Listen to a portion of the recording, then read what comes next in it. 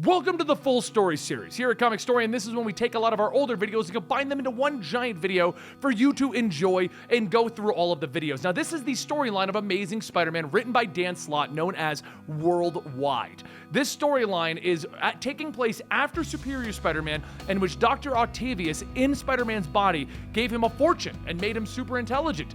And using this money and his know-how, his abilities as Peter Parker, he created a multinational company using webware, which is basically like an iPhone, and making a fortune off of that. He then tried to make Spider-Man a worldwide superhero. Now, this is most of the core storylines. We did chop out a few of the minor ones, but this is the majority of the core storylines telling the beginning of Worldwide all the way to the fall of Worldwide. But there is one story that is going to be missing from this plot, and that is the Clone Conspiracy. Because simply put, Clone Conspiracy didn't affect much of the storyline, and I wasn't a fan of it. So we didn't even do it, so we didn't have it to get the video for. So here's the rest of it, and I hope you guys enjoy.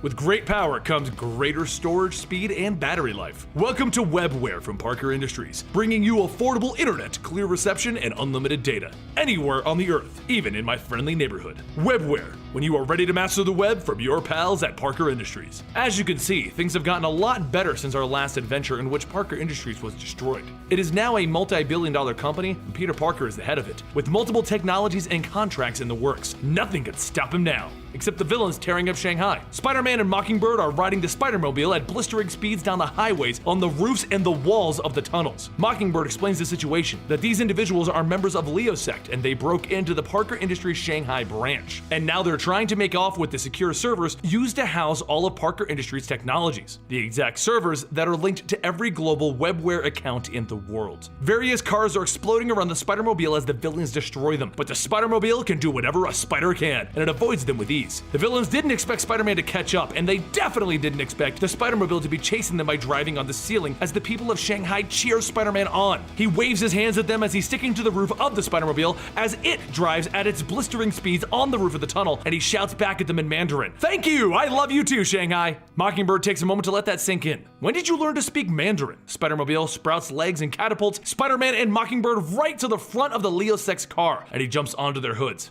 "Hey pal, gotta look at your windshields? I can make them look real nice." He then hits the car with his new Zapper web shooters, shorting out the entire car, and then he web foams the car to brace it for impact. Mockingbird then grabs the Leo Sect members and begins trying to interrogate them, but the goon cracks a poison tablet in his mouth, preparing to die for his cause. And Spider-Man shoots him with the antidote, preventing him from killing himself. Mockingbird looks back at him. "Now I'm impressed." He then brings the secure drives back to Parker Industries, and we get to see his new life. He runs this organization with the help of Anna Maria, and they have multiple technologies that they've invented, and they even have a charity foundation known as the Uncle Ben Foundation. He also now has fake Spider-Man running around as him, keeping up the appearances of Spider-Man as Peter Parker can keep up the appearances of Peter Parker. The individuals are old allies of his, such as Prowler. Everything for Peter Parker is going well. That's not normal for him. He's even attending the wedding of his old mentor and one of his heroes, Max Modell. And they celebrate the wedding by presenting Max with a university named Horizon University. But as usual with the Parker luck, his spider sense goes off as Zodiac arrives, informing everyone that they are the future.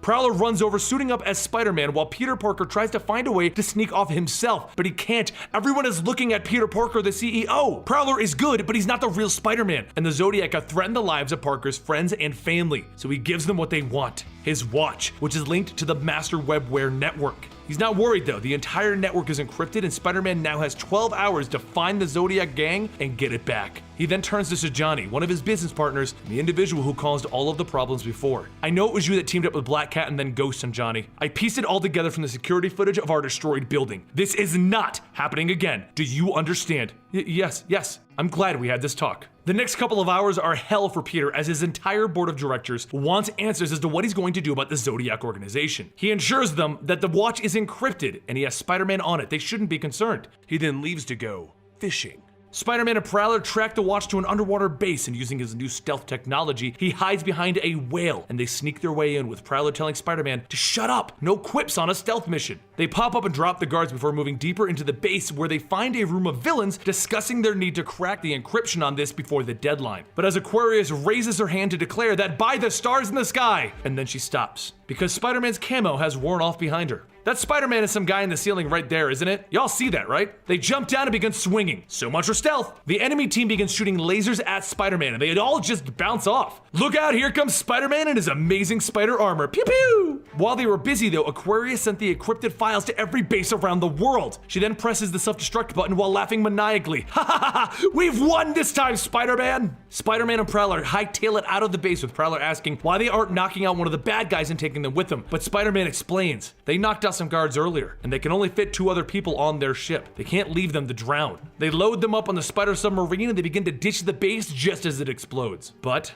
this is all a part of Spider-Man's plan. He calls up Mockingbird and Nick Fury to inform them that it's done. Zodiac has sent the files to all of their bases with the tracer in the encryption. Spider-Man and S.H.I.E.L.D. now know the location of all of the terrorists' bases. While S.H.I.E.L.D. is trying to track down the exact locations of the bases, Peter Parker went ahead and bought the Baxter building and renamed it Parker Industries. This infuriated Johnny, also known as the Human Torch, but once Peter showed him the monument that he made for the Fantastic Four, Johnny was a lot happier. While this was happening, Zodiac broke into the secure S.H.I.E.L.D. facility where they were keeping their prisoner, and they managed to kill him. Not because he revealed any information, but because he failed the organization. S.H.I.E.L.D. then launched their plans against the organization by planning a globally coordinated attack against all of their facilities. But they quickly learned that all of the facilities that they learned about were empty. They were all just dummy facilities. They were played for fools. During all of this, Spider-Man bailed on the op to rescue Aunt May from the Goblin gang. Things aren't as bad as they seem though, as Peter Parker explains. They may have gotten played, but they'll play these guys at their own game. And he apologizes for sending his personal bodyguard Spider-Man on a separate mission. He explains that they will use Spider-Man's facial recognition technology to track down the members of this organization. The question does come up though, how can they track a gang that they've never seen the faces of? And Nick explains to Peter Parker that they lost their prisoner. Scorpio, the head of the Zodiac, broke in and killed him. But don't tell Spider-Man, he'll be upset. Peter is taken back by this news because he really is Spider-Man, even if no one knows that. But he decides to move forward with the plan.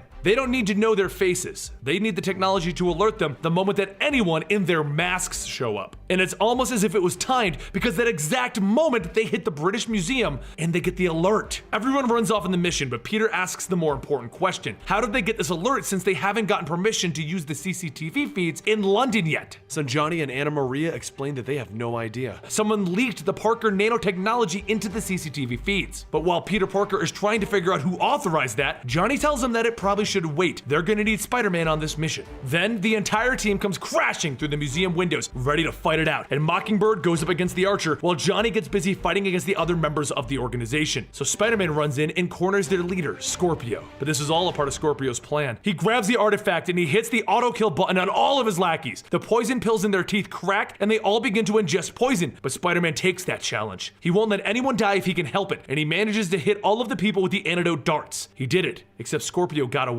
The battle isn't over yet though, but for right now, Spider-Man wins. He went back to his company where he traced the nanotechnology CCTV signals back, and he discovered that it was somebody from the inside of Parker Industries. Since he can't figure it out, he assumes that it was Sanjani again. She is the one who staged everything before and even caused the destruction of the original building. He offers her no options. He tells her that he'll buy her shares and she is now excused from this facility. What Peter doesn't know is that the memories and personalities of Dr. Otto Octavius have been showing up in the living brain. He also doesn't know that his largest investor is secretly Scorpio, the leader of the Zodiac organization. He also isn't aware that there is a bandaged man building a small army against Spider-Man.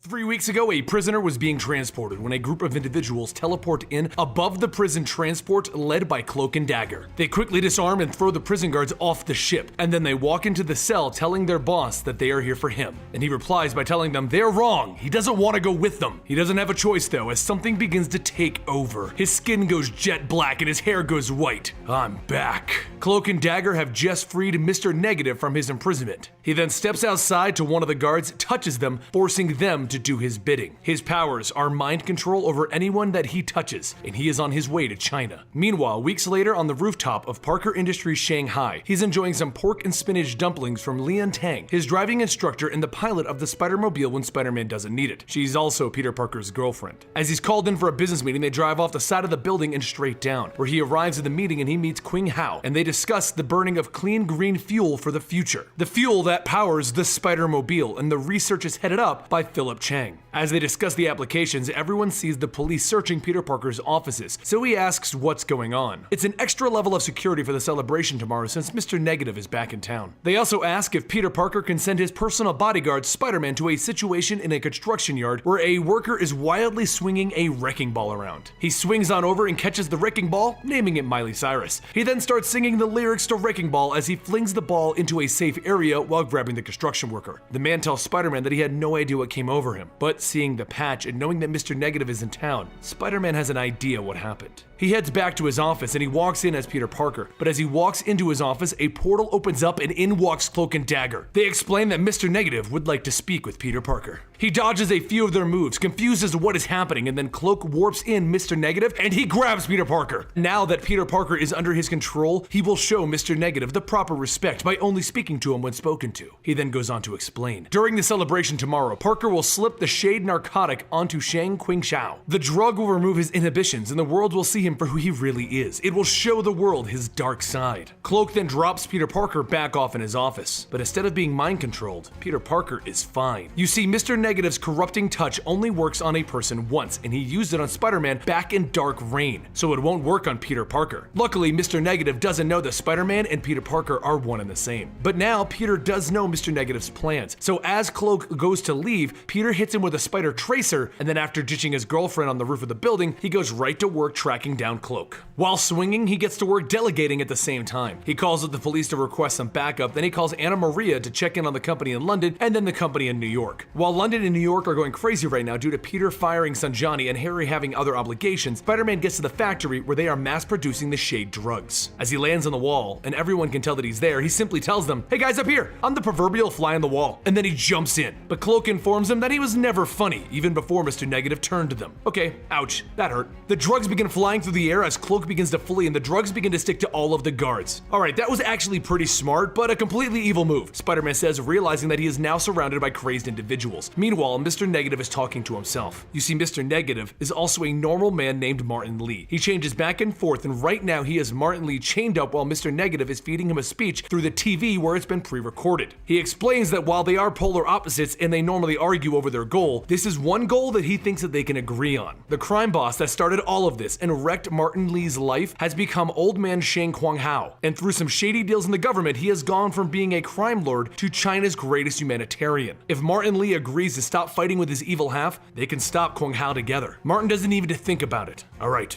I'm in. Back in the factory, Spider-Man is webbing everyone to the walls while trying to dodge Dagger's daggers until she finally hits her mark, throwing him to the ground. Cloak and Dagger begin to approach the now beaten Spider-Man as he begins to apologize to Tandy, and then kicks a box of the drugs onto her. She begins going crazy, so Cloak has to grab her and teleport them both away. Spider-Man then gets to his feet, remembering that he still has a tracer on Cloak, and Mr. Negative still thinks that he has Parker, and Parker now has a general idea of where the base is. For once, Spider-Man is holding all of the cards. This doesn't make sense. This is Spider-Man. It's all supposed to go wrong. Meanwhile, Lian Tang is standing at the bedside of her mother, and she calls up Scorpio, the leader of the Zodiac gang. If you want to see Spider-Man's first run-in with the Zodiac gang, then check out the last video in this series linked down below. Miss Tang asks him for more of the experimental drugs that are easing her mother's pain, but Scorpio tells her that there are only so many times that she can supply the security codes to the building to him, revealing to us that Miss Tang is the one that gave up the access codes in the last adventure. Really should just watch that last video. She tells Scorpio that she'll give him something more, the Spider-Man, and then she walks in to see the one thing that stands a chance against him, the Spider-Mobile. The next day, Peter Parker tells the world about his new green fuel at the celebration as he goes upstairs to give the award of the Humanitarian of the Year to Qinghao. He then walks over with Mr. Negative watching from a TV and hands Mr. Qinghao the award, and nothing happens. Mr. Negative is confused. That dose of shade should have been near lethal. Realizing that something is wrong, he has Cloak teleport everyone there, but don't worry, it was more than enough time for Spider-Man to change into his costume. Mr. Negative warps in, shouting that Parker has a lot to answer for, when all of the members of the police force raise their guns. And that's when Mr. Negative realizes this whole thing was a trap. Spider-Man jumps right in trying to tag Cloak, but he teleports away, and it's a good thing that Spider-Man put the tracer on him earlier because that shot follows Cloak and removes Mr. Negative's hold on him. Looks like you just lost your ride, Mr. Negative. During the confusion though, a stray shot shoots Kwang Hao, revealing that he was wearing a bulletproof vest. Spider-Man is actually proud of himself. Every angle is covered and it looks like he's going to win without any real problems until the Spider-Mobile comes crashing to the wall, grabbing him. He whips out of the building and into the city. He looks so surprised that Lian is attacking him. Back inside, Cloak grabs Tandy and changes her back to normal as well, leaving only Mr. Negative in the building. Then back on the side of the building, Spider-Man is trying to dodge Lian while Mockingbird calls him to inform him that she found who Parker Industries' mole was. Let me guess, Lian Tang? How did you? Oh, wild hunch. Well, she's working for Zodiac because Scorpio is supplying her mother with experimental drugs to save her. Well, that seals it. There's no larger motivation than love. Realizing that he's lost, Mr. Negative tries one last thing and he touches Kwang Chao, making him one of Mr. Negative's slaves, and then he sends him out the window. Spider-Man on the side of the wall is trying to convince Lian that this isn't worth it when they both see the man go flying past them as he is jumping to his death. Lian moves the Spider-Mobile and catches him, but then the Spider-Mobile begins to slip off of the building, so Spider-Man whips up its legs and holds it tight, but it's too heavy, and they all begin to plummet to the streets down below. Lian, don't worry, we're gonna be okay, Spider-Man shouts, and she shouts back, how? Because Spider-Man's Spidey sense isn't tingling, which means that Cloak teleports in right below them to catch it because there was no immediate danger, and he teleports everyone back to the ground below. It's good to have your friends back. Everyone lands on the streets and Spider-Man walks over to Lian. She is a mess. She wants to know, is she fired? Is she going to jail? Just tell her mom that she will be, and Spider-Man stops her. He understands why she did it and why she was the mole. Maybe she can dig up some dirt for the good guys now. With that resolved, he walks over to Cloak and Dagger and they all teleport to Mr. Negative's base of operations as he's already fled the scene of the crime. But they don't discover him. They only discover a message left for them by Martin Lee, stating that he is the same as Mr. Negative now. He wants his revenge. And if they are smart, they'll leave him alone. So they all move back to the rooftop, where Spider-Man asks them, you guys want to get some dim sum?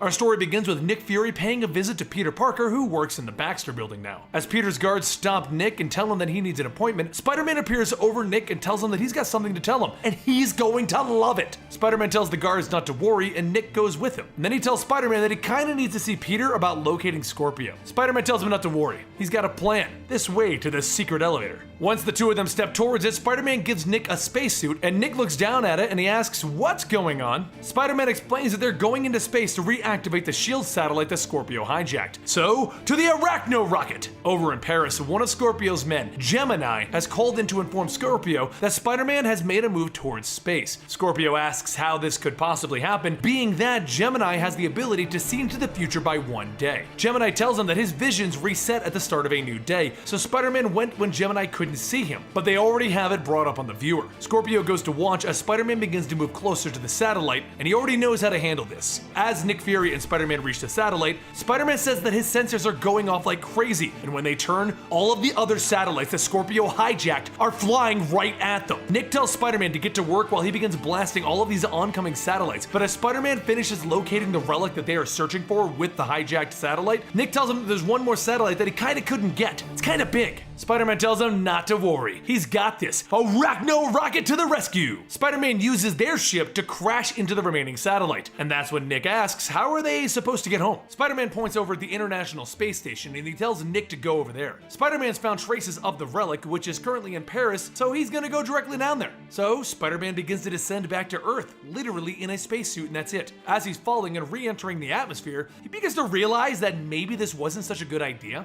And as he continues to fall and his suit begins to get destroyed in the process, he calls up Anna Maria, who runs the London headquarters of Parker Industries, and he tells her that he's kinda gonna need a little bit of help. She asks him how. He's currently in New York, and Peter Parker tells her that he was, but then he was in space and now he's in Paris. So could she bring him an extra suit? No rush. As he begins to pick up speed and his web parachutes begin to burn up, he starts to cover himself in a ball of web, and he begins to think that this should work, right? Should totally work. And then he comes crashing back down on Earth and he thinks, yes, he did it. He has a bit of a large bruise and he broke his suit, but he did it! He crash landed back on Earth. But before long, a green light begins to shine through, and soon a hole is blown open in this ball of web. And as Spider-Man lays there, Scorpio himself stands over him. Spider-Man politely asks Scorpio if he can just give him a second. You know, he just kind of fell from space. And Scorpio explains that he kind of knew where he was gonna fall. He also knows that Spider-Man is out of web fluid, and he has no gadgets that can help him right now. Scorpio then blasts at him, but Spider-Man says, well, guess what? I still have my sense, speed, and strength, and even without those things, I'm still Spider-Man. They begin to battle it out. Scorpio says that all of this is useless. He has the Zodiac key. But Spider-Man tells him that there's kind of a flaw with the Zodiac key, and he punches Scorpio right through the hole in the key. When Scorpio gets back up, he tells Spider-Man that he knows his weaknesses as well, and it's innocent bystanders. Using the power of the Zodiac key, he tosses cars at people nearby. Spider-Man jumps in to save them, getting hit by the cars himself. Just before Scorpio can finish him off though, he gets a call from Gemini telling him that he needs to go right this second. So Scorpio knocks a person off of their motorcycle and he escapes, but not before Spider-Man shoots a tracer onto Scorpio. Spider-Man yells, yeah, you better run! There, that showed him. Yeah, me. After a short while, Anna flies over in their hover car to pick up Spider-Man and give him his supplies. While he starts changing, they find that Scorpio is traveling by train somewhere else, so they begin to give chase after him. Once they get aboard the train, Scorpio starts to hijack the train by placing Zodiac masks on the conductors. Just as he finishes converting the second conductor, he hears Spider-Man over the intercom informing them that there might be a terrorist aboard the train. But don't worry, Spider-Man's on his way. Anna flies in close to the train and Spider-Man jumps on board, but Scorpio is already waiting and he blasts Spider-Man as he lands. He tries to fire a web at him, but the winds begin to blow the webbing all over the place and not towards the target. So Spider-Man tells Scorpio, guess I can't get a good shot either. Is that a stalemate? But Scorpio replies to him, no. Remember, I know your weaknesses. And he shoots above the train, causing various rocks to fall on Anna. Spider-Man jumps back to try and save her, but the falling rocks cause Anna to spin out of control and crash into the ground. Even though the car is damaged, they are able to fly away, but while Spider-Man is trying to figure out his next move, the robot brain asks, why were you even in space anyway? And that's what he remembers. He was tracking the traces of the artifact. He remembers where he has to go. Anna begins to fly where Spider-Man tells her to go, and when they reach the home of where the traces came from, Spider-Man begins to remember this house. This is the house of Vernon Jacobs, one of Parker Industries' biggest shareholders and investors. And judging by all of the star charts and Zodiac-themed sculptures, he's probably Scorpio. Spider-Man begins to go deeper into the house, and he realizes that Scorpio was using Parker Industries' resources to do God knows what. But there's so much for him to go through that Spider-Man might be a little too late. What should he do? So Anna tells him to ask for help, and he responds with, well, I kinda just did. But she tells him, not her, if Scorpio can use the company, so can Spider-Man. So Spider-Man begins to call in some of the company's brightest individuals as holograms to look over this facility. The team looks around and Spider-Man tells them, all right, their boss wants to know what they found. But before they can really go into their findings, a hologram of Scorpio appears. He now reveals himself to be Vernon, and he tells Spider-Man that it was actually him, with the power of Gemini, the individual that can look one day into the future, who built up Parker Industries to what it is now. So Spider-Man can go ahead and tell Peter Parker that all of those profits helped fund the Zodiac group. Spider-Man tells him that he's gonna stop this, but Scorpio tells him he really shouldn't cross him, because with a snap, he can bring it all down. Wealth, fame, power, all of it gone! Spider-Man responds with, he isn't sure what Scorpio is planning, but he knows it's big. So he and Peter are ready to lose it all and take him down. Spider-Man's team begins to try and find the location of where Scorpio went, but nothing is turning up. So Spider-Man stands with Mockingbird on a rooftop and he tells her that they're pretty much hosed. Spider-Man just needs a sign and he can work with that. Over in Greenwich, London, Scorpio begins preparations with the orrery, the relic that he stole and the Zodiac key. And as they're revealing at this moment, this is the date of the Holy Alignment, the time of his ascension. Just as the orrery begins to emit a bright green light of power, the Zodiac begin to chant that they are the Zodiac. They are the future. Back with Spider-Man, he notices something in the sky, and that's when he sees this sign. Back over with Scorpio, those green pillars of light come down and begin to carve into the earth, finally revealing the doorway that Scorpio was looking for. But Spider-Man appears, telling him that he's here, and he's gonna be interfering. Spider-Man, with the help of Mockingbird and Brain, start taking out those Zodiac masks, and Scorpio tells him this is impossible. How did you find me? Spider-Man tells him with the help of Nick Fury back in the space station. He was sending Morse code down at this location. Scorpio tells Spider-Man it doesn't matter. Today is the day of my ascension, and with my key, I'll be unstoppable. He then slams the key into the ground, leveling everything and everyone by him. Scorpio then takes off his mask and he begins to head towards the door that the orrery has created, and he begins to state how no one thought what this giant key was actually for. Spider-Man then jumps in and pulls Scorpio's cape over his face, and he tells Scorpio that he has an all-new move, Armpit Punch. He then punches Scorpio in the armpit, forcing him to drop the key. Spider-Man then says yada yada extension, blah blah key to destiny. But what happens if someone else gets there first? Scorpio yells out no, but that's all Spider-Man needed to hear. He goes down, sees the door, and he realizes, oh, what's a giant key for? A giant door. But before Spider-Man can put the key in, Scorpio runs in after him and summons the key back to him. Spider-Man tries to block the passage, but Scorpio tears through it, knocking Spider-Man out of the way. He then begins to put the key in and open the door, and finally, Scorpio receives his reward. This door can show someone the future up to an entire year. So Spider-Man charges at Scorpio, and he tackles him in the back. Scorpio begins to fall into the door, so Spider-Man shuts the door. And once they're closed, he locks the door. Outside, everyone begins to snap out of Scorpio's trance, and Bobby is assuming that Spider-Man took out Scorpio. Spider-Man says, yep. So she asks, well, where is he? Honest answer, I smacked him into next year. You're being serious, aren't you? For once, yeah. She walks over and yoinks the key from Spider-Man and tells him that this is going back to S.H.I.E.L.D. Spider-Man tells Anna Maria that she just yoinked him, and Anna tells him that's because she likes you, Peter. Spider-Man asks, really? And Anna Maria tells him, shh, watch, that we can make her jealous. And Anna holds onto Peter's arm, and everyone walks off.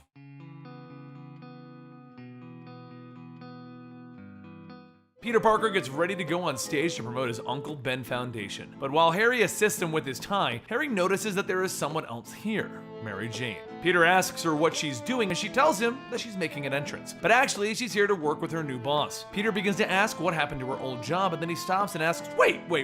New boss? Before Mary Jane can answer though, Tony Stark steps in. Peter says, hello Tony, and then he realizes that this is her new boss. Tony asks Peter if he and Mary Jane know each other, and Peter tells him, yeah, we all lived together in the Avengers Tower, Tony, don't you remember? You helped me build the Iron Spider suit for Spider-Man? Nope, Tony tells him. Tony then goes on to state that being Tony Stark, you meet so many people. It's hard to keep track of them all. And with that, Peter has to start getting ready to promote the Uncle Ben Foundation. So Tony and Mary Jane head off to their seats. But before sitting, they meet Augustus Roman, the CEO of Empire Unlimited. Mary Jane asks if they've met before, but Augustus tells her, certainly not, I would remember. A short while later, Peter gets on stage, but before he can go into his speech, claws begin to appear behind him, and through the wall, Ghost, the corporate espionage supervillain, jumps out telling everyone that he sees what everyone is doing. Everyone here has been feeding off the poor and the disenfranchised, but none of them are worse than Augustus Roman. Ghost then begins to charge his attack, and he blasts Augustus, knocking him down. Peter Parker and Tony Stark both suit up, and they swoop in to stop Ghost, but when the two of them jump out of nowhere and they begin attacking, both Peter and Tony argue about who's going to stop Ghost. They begin to bicker back and forth that Spider-Man's better than Iron Man, but no, Iron Man's better than Spider-Man.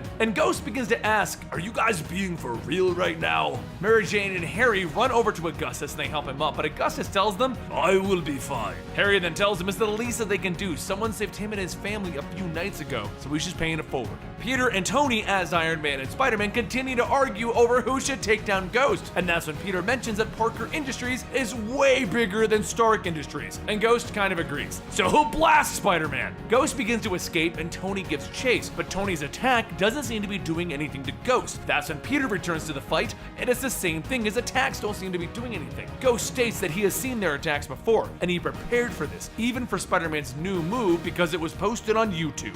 Peter and Tony follow Ghost, and Peter begins to ask if this is the part where we actually team up. And Tony tells him, yeah, we should do that. So Spider-Man shoots one of his web coils through Ghost. Tony then grabs a hold of it and begins to electrically charge it, causing it to vibrate. The shock goes through Ghost and it begins to fry his defenses, and finally he falls to his knees. Spider-Man says, look up, we're at the Midtown Manhattan Library. It's where they did that scene in the Ghostbusters movie where they cross the streams. Kinda like we just did, Iron Man. Later in the cellar of the super prison for super beings, Betty Brant is interviewing Augustus about his prison. Augustus goes on to state that he's proud of the facility's perfect record for not having a single outbreak. And he also states that he wanted a place where these super beings could be controlled because no one should have to lose their family like he did. As the interview concludes, Augustus walks back into the back rooms of the prison and past rows of people in test tubes. And he soon puts on the Regent suit, telling Dr. Stillwell that they will be preparing for the next phase because the world will be safer if he had all of the world's superpowers. Later, Peter and the others in his office watch reports of a new superhero named Regent stopping the villain Orca. Peter tells Harry that it looks like he's man-crushing over this Regent guy, and then a voice tells Harry not to worry, she will save him. Betty Brant walks in and Peter tells her it's been so long since they last saw each other, but why is she here? Betty says that she's just here to grab lunch with Harry and catch up on things. Betty then asks Peter if he'd like to come, but Harry tells her nope, Peter is the big boss, busy with meeting spreadsheets and pie charts, and then whispers to Betty, what were you thinking? As they leave, Peter goes back to his office. All of his workers begin to ask him for approvals and for him to look over this and that, but Peter tells everyone actually he has to leave for his Big Brother program, which is sort of true. He actually needs to go check on Miles Morales, a younger individual with spider powers taking the name of Spider-Man. Peter heads over to the batting cages where Miles is at, watching him web the oncoming balls, yelling, pew pew pew! He then lands and he asks, what did I tell you about that, Miles? And Miles tells him, I know, it's thwip thwip thwip. But as Peter looks over, he asks what he's doing here. And Tony Stark is all suited up as Iron Man, stating, don't mind me, pretend I'm not even here if that's even possible. Miles says that he and Tony were just getting back from an Avengers meeting and Tony wanted to test out the new web shooters. Peter then asks, what's wrong with the web shooters that I gave you? And Tony tells him, that guy Peter, good guy, but he has terrible design work. You see, Tony Stark, who is Iron Man, is unaware that Peter Parker is actually Spider-Man. Miles, realizing that Tony just insulted Peter Parker to Peter Parker, realizes that this is not going to be a good thing. And that's when Tony offers to help Spider-Man with his web shooters. Elsewhere, with Harry and Betty, the reason they didn't want Peter to come along was so that they could have lunch with Mary Jane and not have a scene. Every time Peter gets near Mary Jane, old feelings come up and things seem to happen. Betty begins to talk about how her interview with Augustus went, but when Harry looks at the paper, he notices the logo for the prison, and that's when he remembers something. The other night, when he and Mary Jane helped Augustus up from the attack from Ghost, he had the same logo on his clothes. And that's when all three of them realize that, yup, Augustus is totally Regent. Back at the batting cages, Tony continues to make fun of Peter Parker, and he tells Spider-Man that if he wants, he can come work for him. When things go crashing down for Parker, Miles then holds his face in his hands, and Peter turns and punches Tony right in the face. Tony asks him, what's your problem? And Peter tells him, it's company loyalty. Miles tries to break up the fight, but the two of them continue knocking each other around and flying all over the place. Seeing all of this on social media, Augustus is watching and he tells Dr. Stillwell that now is the time to begin the next phase. Miles decides to let Peter and Tony work out their differences and he decides to leave, but as he swings away, he discovers that he's trapped in a red bubble. At that moment, the bubble pops and Miles comes crashing down into an alley. Miles then sees Regent in front of him and he tells him, so not cool, you're a hero, right? So what are you doing? And Augustus tells him, I'm saving the world. Back over at the batting cages, while Spider-Man and Tony are still continuing to fight, they hear an explosion and they both call out to Miles. They rush over to where the explosion was and Peter finds a piece of Miles' chest piece ripped up on the ground. Over in the cellar, though, of the super prison, Miles is hooked up to one of the test tubes from earlier. And that's when Regent tells Dr. Stillwell that this is a big important step that they've taken today. And right now, he doesn't have the time. Augustus then heads back up to the top floor of the super prison where he sees Betty Brant and Betty tells him that she'll just cut to the chase. Are you secretly Regent? As time passed, one by one, Regent began taking down all of the Avengers and acquiring their powers, even that of Thor's. After returning to his super prison cellar with his latest Avenger, Thor, Dr. Stillwell tells him that he needs to be careful with that suit. She doesn't think that he or the suit can handle another fight as of now. Augustus begins to take off the Regent suit and he makes his way back to the upper levels of the prison and he tells Dr. Stillwell, do not worry. As of now, the suit will be given a rest. There are things that only Augustus Roman can handle, starting with my first meeting with Mr. Osborn.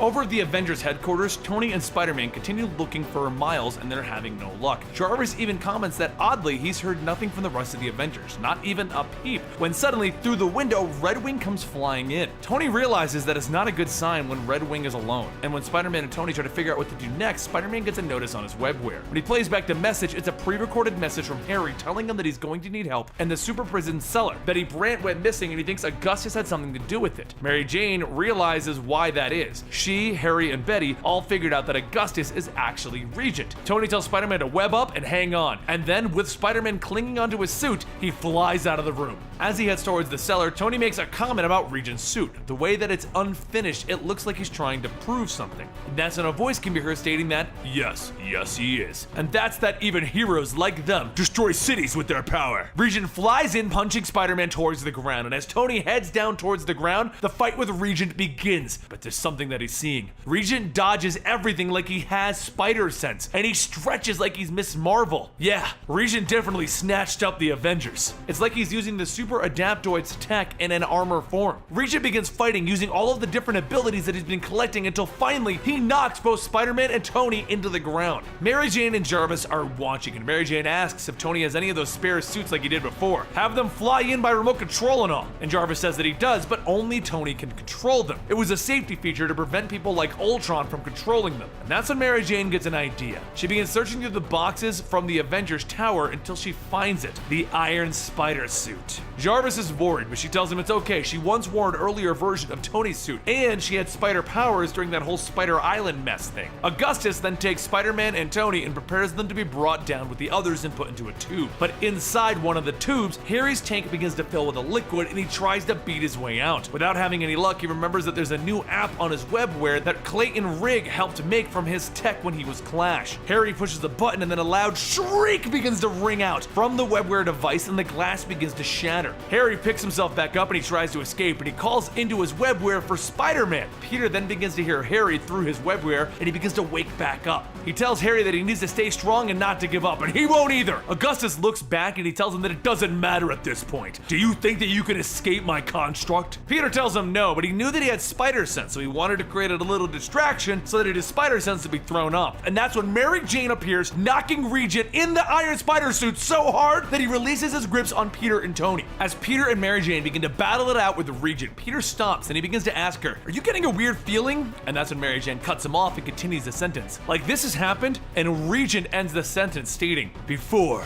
but something's different." Tony flies in and asks, "Did it have more explosive missiles? Maybe? No? Oh well, I tried." And he launches in multiple missiles at Regent, blowing them up all over him. Mary Jane tells Peter to go on and help Harry. Her and Tony will handle things up here. So Peter makes his way into the prison and he finds Harry struggling with some of the guards. After freeing him, he then goes in deeper, beating up more of the guards to rescue Miles. And then all three of them begin to break everyone else out of the test tubes. Back up on top, Augustus begins to lose each of his powers one by one as the superheroes are being freed. But before he can finish off Tony and Mary Jane, the ground begins to crack, and a second later, Augustus is surrounded by everyone that he has captured. With Augustus finally captured and locked away in his own prison, the lives of everyone begin to return back to normal. Peter figures that it's time that he spends more time with his family and not lose sight of things like them anymore, with work in the way. Peter invites Aunt May and her husband Jay and all of their friends to a coffee shop. Augustus lost his family and it consumed him. Peter didn't want that to happen to him. As everyone begins to have a good time, Peter makes his way through the group saying hi to everyone, and that's when he overhears Jay Jamison coughing. Everyone rushes over as Jay hits the ground, and Peter tells someone to call 911.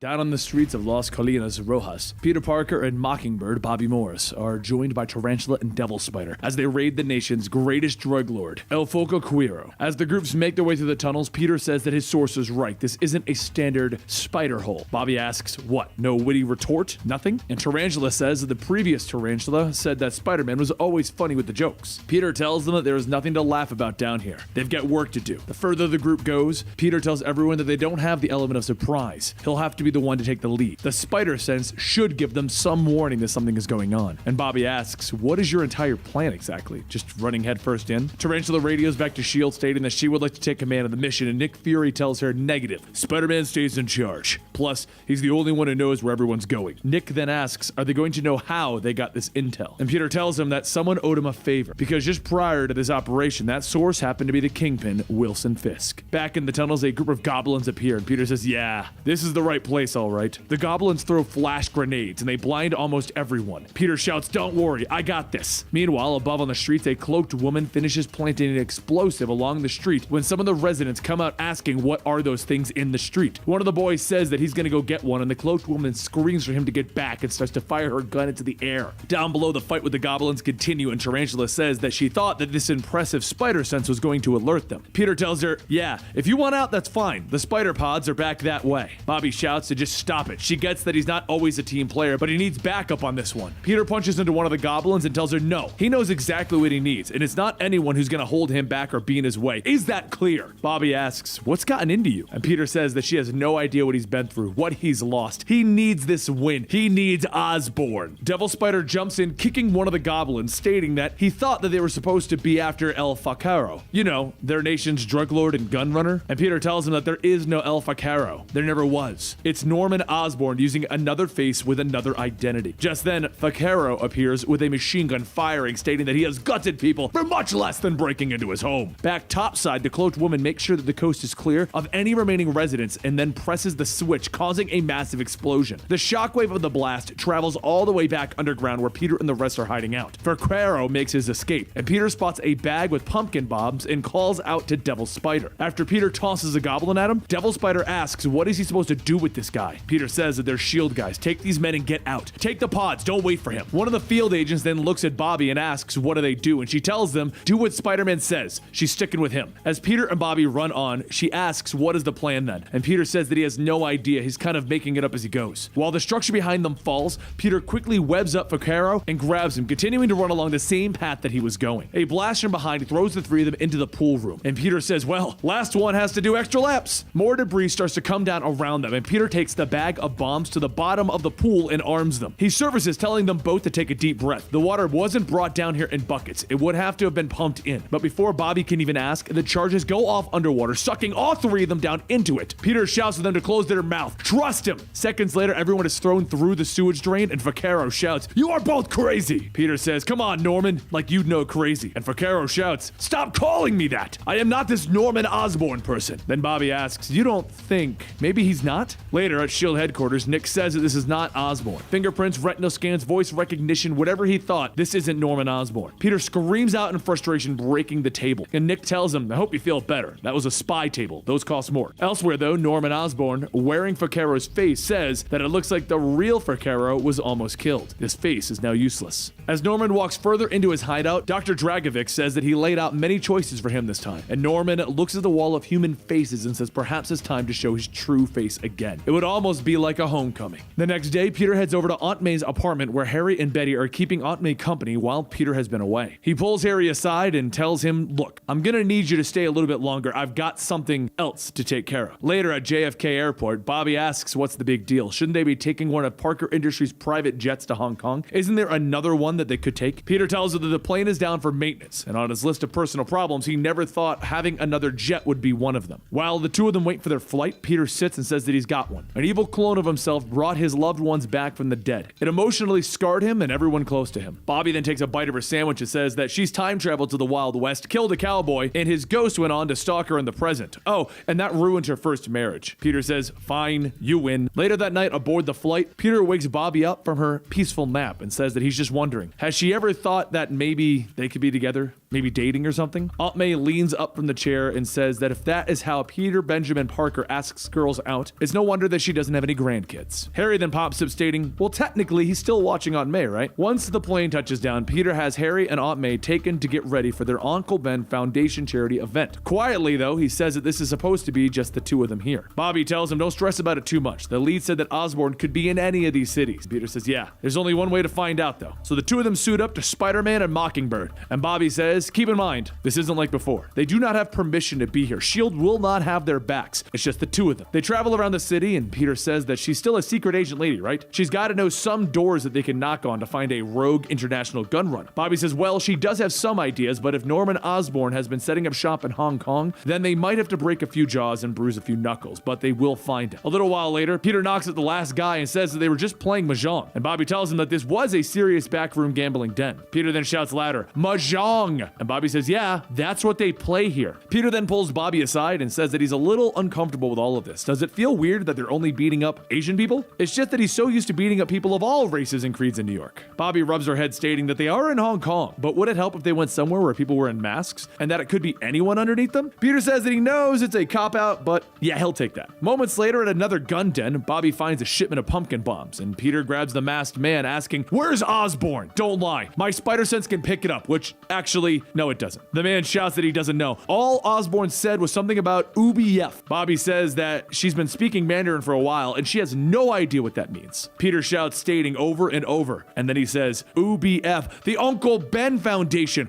right where Aunt May and Harry are right now. Meanwhile, over at the charity event, Norman Osborn, wearing his new face, spots Aunt May and gets ready to make his move. But before he does, a woman asks, anything else, Mr. Osborn? Harry takes a piece of food and tells the waitress no thanks. It's actually Lyman now. Harry Lyman. Norman grits his teeth, realizing that his son is now using his mother's maiden name. After everything, he cast aside the Osborn legacy, his birthright. A few buildings over, the cloaked woman from before grips her rifle, taking aim at Harry. Peter and Bobby spot what looks like a floating sniper rifle, so Peter swings down, kicking that woman. The gun goes off and everyone at the event begins to run inside. The cloaked woman then runs behind Bobby, kicking her away, and Peter fires his web coil, sorting out the cloak tech on the woman. In a flash, the figure appears, and Peter asks, how are you alive? What's going on? And Silver Sable says what's going on as he just saved Norman Osborn. Back over at the event, the guests heard the gunshot and started running towards the exit, but for Harry, Norman tackles him to the ground, asking his son if he's been hit. Harry says he doesn't think so, but that voice in son, you can't be my father. You can't be back. Norman tells him, you may be a whiny little brat, but you will always be my boy, my firstborn, an Osborn. Now, if you'll excuse me, Daddy's got some work to do. Across the way, Peter asks what the heck is going on, and Sable fires her grappling gun, stating that she missed her shot and now Osborn's getting away. As Peter and Bobby follow, Bobby says that Sable's alive again. You don't think that she's a clone, Peter? And Peter stops her, telling her,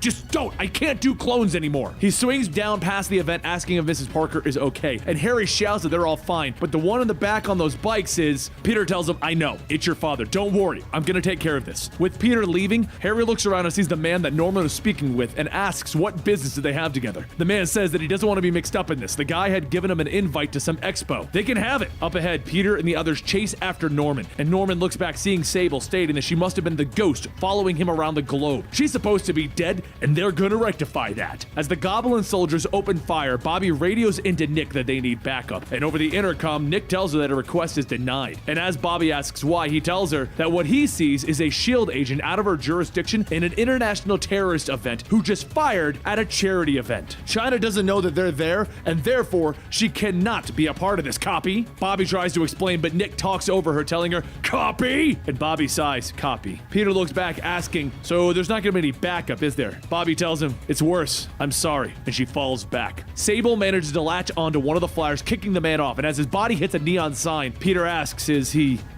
Sable says that he was wearing body armor and the sign was only 12 feet from the roof. Peter then asks, so you're saying he's alive, right? And Sable says, yeah, sure. Back at the event, Harry takes the invite card and puts the web address into his webware, and he sees the Green Goblin logo loading. After a few seconds of connecting, a stream of Norman Osborn appears, and he tells everyone that he would like to welcome them to their members-only live stream at the Goblin Army Expo. Weapons of tomorrow, today! Both Peter and Sable start to close in on Norman as they fly into a still-being-built building, and Sable says that it seems a little too easy. As the two follow down the elevator shaft, Peter says, yeah, they're totally Admiral Akbaring this. It's a trap! Down below, outside of the dome, Norman tells the people that they're all about to witness the latest his weapons have to offer against the amazing Spider-Man and the one and only Silver Sable. These new Goblin gliders will run on power cells that will last longer than the previous model, while providing a heft. Peter shouts to Norman, shut up! I'm not some visual aid for your new product rollout. He webs onto one of the flyers, causing it to whip around and crash, and then he asks the crowd if he can get $1 on the busted scrap. $1. $2 to the man in the pointy chin. Norman says, Spider-Man is always the fool. This presentation wasn't for the cycles. Countess, if you please. Countess Katrina says, of course, ladies and gentlemen, please welcome the star of the show, the Kingslayer Mark I. Blue lights illuminate from the shadows and the giant bipedal tank walks out, crushing the ground as it moves. Norman tells everyone that the Kingslayer walking tank comes both piloted and self-driving. Today we will watch as it overwhelms two superhuman combatants,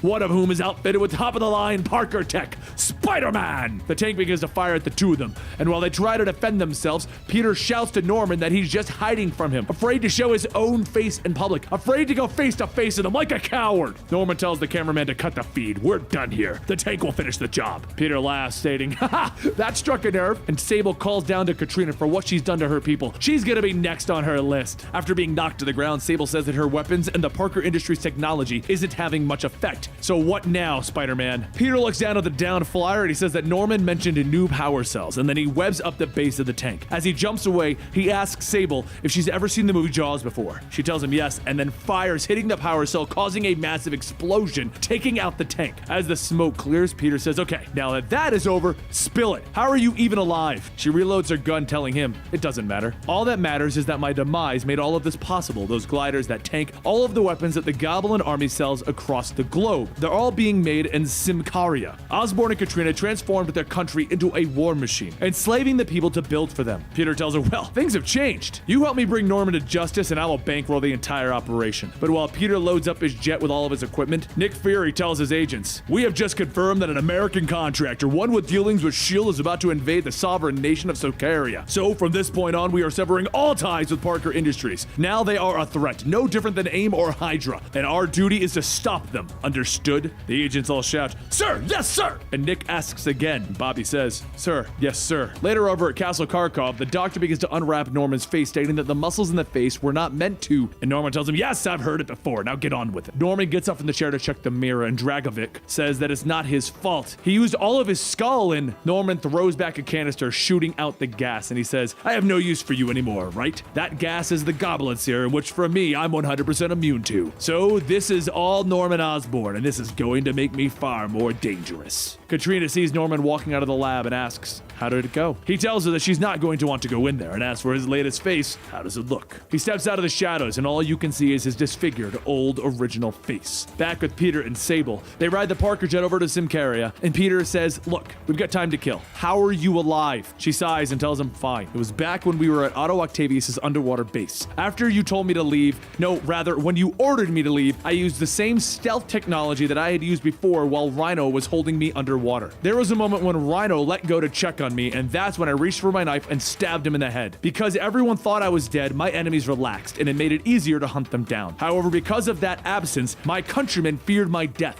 which allowed the Countess to rise in power. And thanks to her unholy alliance with Norman Osborn, Peter stops her, stating, that's my part. I should have stopped Osborn a long time ago, but things are different. A little while later, as Peter's jet touches down, Nick asks for a status report, because there should be enough combat vehicles to take on the Hulk. One of the agents says, or we could have been had. The jet's completely empty, sir. Nick waits for a moment and then screams for Bobby to come in. She radios back that he needs to check the top drawer. Inside, he's going to find her ID and her badge. Consider this her resignation from S.H.I.E.L.D. And as she cuts the line, Bobby looks off in the distance and says, well, it was a nice career while it lasted. Seconds later, a second jet lands and Peter steps out stating, sure, when I do it, it's bad. But when Cap, Namor, and the Human Torch invade foreign lands, it's cool. He then turns back to Bobby, telling her, I really appreciate this. And Bobby says, she's worked with him long enough to know whatever he's doing it for the right reasons. He looks at her, telling her, aw, you believe in me. And Bobby tells him, all right, now you're making it weird. Sable introduces her new wild pack and says that these people are from all over, each affected by the things that Norman and Katrina have done. Tango asks Peter if these things come with instructions, and then he says that he's just kidding. If it drives, flies, or shoots, they will make it work. The wild pack adds this. Peter points at Tango, stating, okay, rule 1. I'm the only guy here that cracks jokes. Try that again, and I'll be taking my toys and going home. From there, the group moves out, and they quickly take down one of the munition factories. Peter calls out to Norman that he knows he's watching this. They could save everyone some time if they just cut to the chase and fight it out. And Norman tells him that he won't be goaded so easily. It's time for the main forces to move. From the woods, more of the Kingslayers step out while the ground soldiers begin to move into position. Bobby leads the group with the flyers into the air while Peter stays in the ground, telling the civilians that they are here to save them. And some of the people ask, why should we trust you? You could be worse. Peter asks, did you start getting the Daily Bugle out here? I'm the good guy. I'm Spider-Man. Sable pushes Peter aside and tells everyone that she is the proud daughter of these lands, Sublin Novia, sworn protector of the realm. She begs forgiveness for her long absence, and she will make Simkaria free again. The crowd begins to rally behind Sable, and Peter says, well, that was pretty awesome. When the civilians get clear, Peter and Sable make their way into the thick of the fight, helping push back the Goblin army. Over at the castle, Norman watches and says, this has gone on far too long. It is time to roll out the big ticket item. Back in the battlefield, the soldiers begin to jump out of the toppled tanks and they begin to run over to the ground, kicking Peter off of his bike. One of the soldiers holds him down and begins to laugh, and Peter flips him over, asking, what's so funny? While taking off his mask. He looks and sees that these men are not just suits, they're full-on goblins. Osborn has been changing them. As Peter learns the truth of Norman's plan, Norman himself begins to ready his final weapon, a missile full of goblin serum pointed straight at a nearby town. Just then, everyone stops as they hear Norman's missile being launched, and Peter says, they're gonna gas their own people. Bobby takes to the air, stating that she's she's already way ahead of him on this, and Sable begins giving orders to the Wild Pack for those with flyers to assist Mockingbird. The remaining help evacuate the rest of the city. Peter tells her, hang on, there's only one person who should be calling the shots here, and Sable runs on ahead telling him, yeah, in her homeland, it will be her. While the Wild Pack provides Bobby with cover fire, she radios back to S.H.I.E.L.D. that they are needed ASAP. Things have escalated into an international incident. Nick tells her, nuh-uh, you don't get to do this, you resigned. She shouts that they fired a missile at civilians, and as Nick asks, where are you? She screams, where do you think? Moments later, Peter and Sable break into the castle control room, and Sable tells Katrina that her reign is over. Juliet then radios in that they have a problem. The civilians are fighting back to stay, and Katrina says that it looks like she still rules. Sable then grabs a sword from the wall, telling her that she challenges her in the true name of Simkaria. Katrina grabs the other sword, telling her that she accepts. She has been trained to be the best swordsman in all of Europe. And Peter shouts, we really don't have time for these royal shenanigans. And Sable tells her to go find Osborn. That's an order. He webs off asking, where have I heard that before? Oh, wait, it was when you almost died. Wait, that turned out pretty good. So never mind, let's go. Once again, Peter follows his spider sense to where the danger is coming from. And he turns the corner, punching Goblin Dragovic. He looks at him and says, you're not the Goblin that I was looking for. And Norman holds out a switch, telling him, stop right there, or I'm going to press the trigger and detonate the missile. Peter tells him, okay, can we talk about your face now? Because, what happened to your face? Norman tells him, no jokes. Before you may have rattled me, but right now you wouldn't want me to be rattled.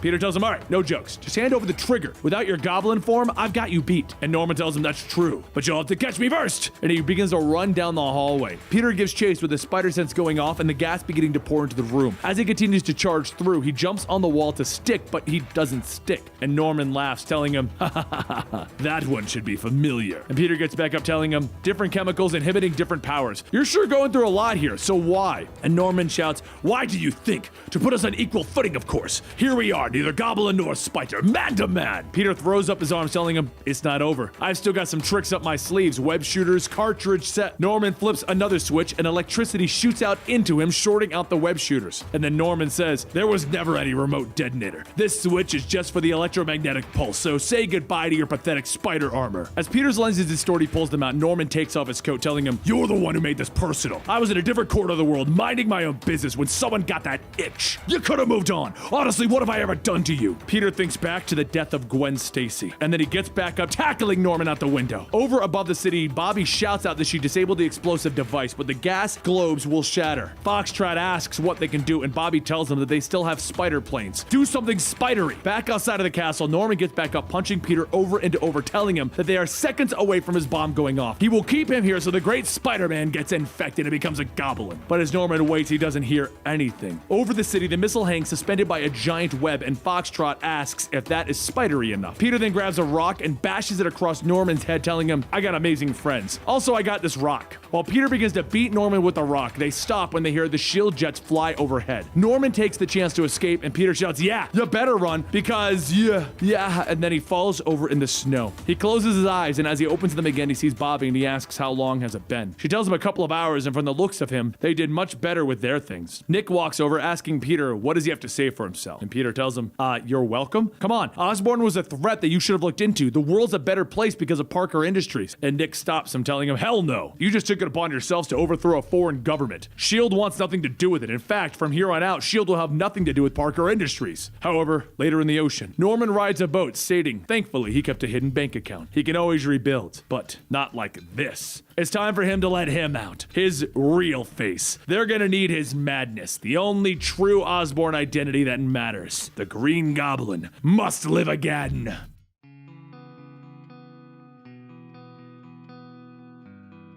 As a man drives by the Auto Empire, his passenger says that this will be fine. He can drop him off here. The passenger asks if he's sure. All that's here is an old junkyard. He's not even wearing shoes. Might get tetanus or something. The passenger tells the driver that he doesn't really need to worry about that. He's in excellent shape, and in time, he shall be rewarded.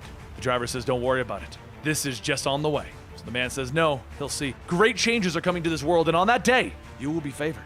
The driver pulls away, and the man easily jumps over the gates and says that this proto-clone is better than anything Jackal could have designed because he perfected it. The man looks at his reflection, and then he says that this face is a marked improvement as well. A synthetic spider clone with his own DNA. There's no denying the stronger, more prominent features of Otto Octavius in this clone of Peter Parker from the Clone Conspiracy. That is a storyline that we may cover eventually, but it wasn't the greatest storyline. The results of it basically are Otto Octavius got a new body, a proto-clone of Peter Parker. Otto continues to walk as a set of crushed cars are lifted into the air, revealing an underground facility. As he steps in, the computer welcomes him and he tells it to play back any recent news regarding Parker Industries. The computer starts to play several news stations talking about the recent decline in Parker Industries stock, and Otto shouts, "What are you doing to my company?" Once again, for those of you guys who don't know, Otto Octavius was in the original Peter Parker's body in Superior Spider-Man. He was actually Peter Parker, and using his intelligence, he created Parker Industries before Peter Parker came back, taking his body back and taking over the company. Everything that Peter Parker has right now, all of his money, all of his technology, is because Otto Octavius took over his body. And then when Peter took his body back, Otto Octavius was gone. I know this whole thing is confusing, but let me just break it bare bones for you. Otto Octavius created Parker Industries and is now in a clone of Peter Parker. Otto slams his fist down and then he notices that the computer is clean.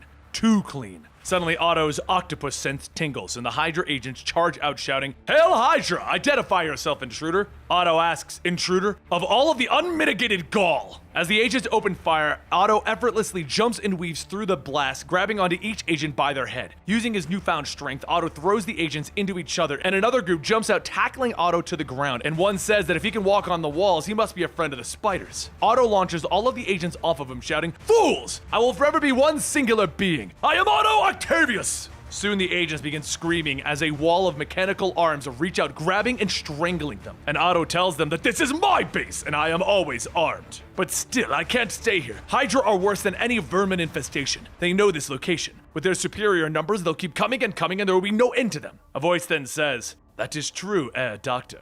But that could be used to your advantage." As Otto turns, he sees Arnim Zola, the so-called supreme scientist of Hydra. Otto demands that he explain himself, and Arnim says that it is true that Hydra will keep sending men to this base, and if you wish, they could work for you. Whether you meant to or not, you passed Hydra's first step by defeating the group's leader. You are the best candidate for his replacement. Otto then asks, "Why would I do that?" And Arnim tells him, "It's because we share the same goal, the destruction of Parker Industries." Arnim extends a hand and Otto shakes it, telling him, "Yes, we will work together for now." And now, with Hydra's resources, Otto begins to build a new suit, one with unparalleled designs made by none other than himself. And when the time comes, Otto begins to put on his new suit, and as he pulls down the mask, he says that he's back. Otto Octavius, the superior octopus! Over in a studio in London, Anne-Marie tells Peter to just remember, this interview is about one thing, damage control. Parker Industries is currently facing a zillion lawsuits, and Peter Parker has a reputation of being flaky. He asks how, and Anne-Marie says that he has moments of just running off. You know, the whip. So for the sake of our company, for the next 20 minutes, don't be that guy. Peter begins to fix his tie and he asks, "What? No words of encouragement? No good luck, boss? No go get him, tiger?" Anne-Marie quietly shouts, "Don't screw up!" A few moments later, the reporter tells Peter that she would like to thank him for joining them tonight. But their viewers must know, what kind of company is he running? Last week, one of their products was linked to causes of mass nausea and discomfort. And the next week, he privately funded a war.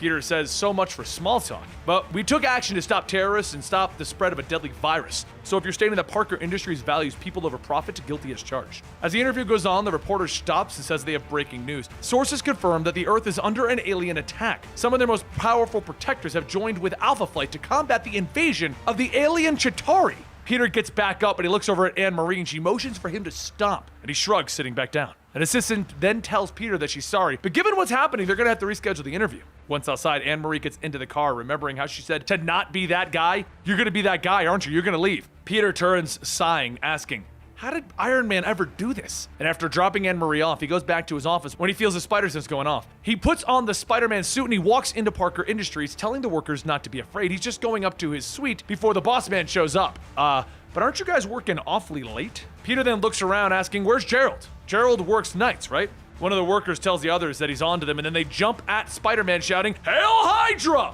Just as Spider-Man begins knocking everyone out, a voice calls over the intercom that all agents are to stand down. Spider-Man's business tonight is with him. Spider-Man gets back up and he begins to walk towards his office, telling everyone that they are so fired when he tells Peter about this. "Don't even think about taking a stapler." As he slams open the doors, he says that he kinda knows that voice, but why don't they go ahead and tell him who they are, since bad guys love doing that? The man sitting in Peter's chair says, "Really? There's no need for such histrionics. We know each other quite well. After all, I did walk a mile in your shoes." Spider-Man says that he figured it was Doc Ock. "How did you survive? A clone body?" And Otto gets up telling him Technically, yes, but not like the others. This one is far superior.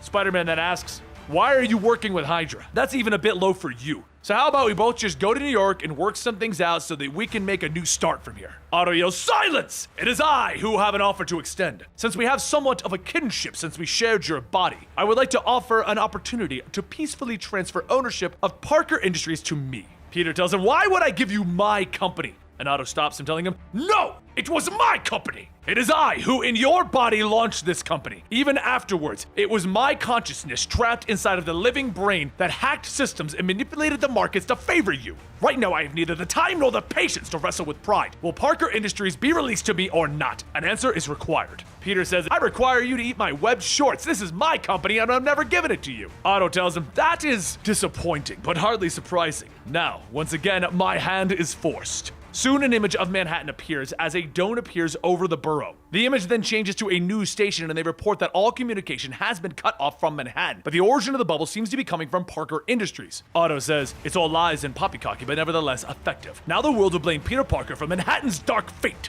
Spider-Man lunges at Otto, throwing him against a wall, and Otto wipes off his mouth, asking, was that your best shot? Spider-Man webs up Otto's eyes, tackling through the wall, telling him, not even close. But as Otto zaps the web off of his lens, his mechanical arms throw Peter into the ceiling, and he says, I know all of your tricks and how to counter them. Spider-Man quickly webs up the nearby coffee pots, throwing them into Otto's face, and just before he can deliver the final punch, Spider-Man hears a beep. A hollow image of Tony Stark appears, and he says that this is for any and all Avengers that are left. If you can hear this, your services are required immediately. Otto laughs, telling him, an all-out assault on Washington has begun. So how about it? Stay here, or help your poor friends when they need you the most. Spider-Man runs down to the garage, shouting that he can't believe he thought Otto had a conscience. Alright, less anger, more reviewing the basics of piloting a supersonic pogo plane. As he rockets out of the office building, Otto waits until it's clear and then presses a button. Seconds later, the entire London-based office explodes and falls to the ground. He then begins to walk down the street, stating, it all went perfectly according to plan. Quick side note, just because I've had to explain everything else that's been going on in this amazing Spider-Man storyline because it's interwoven into so many plots. The attack by the Chitauri and the Iron Man call,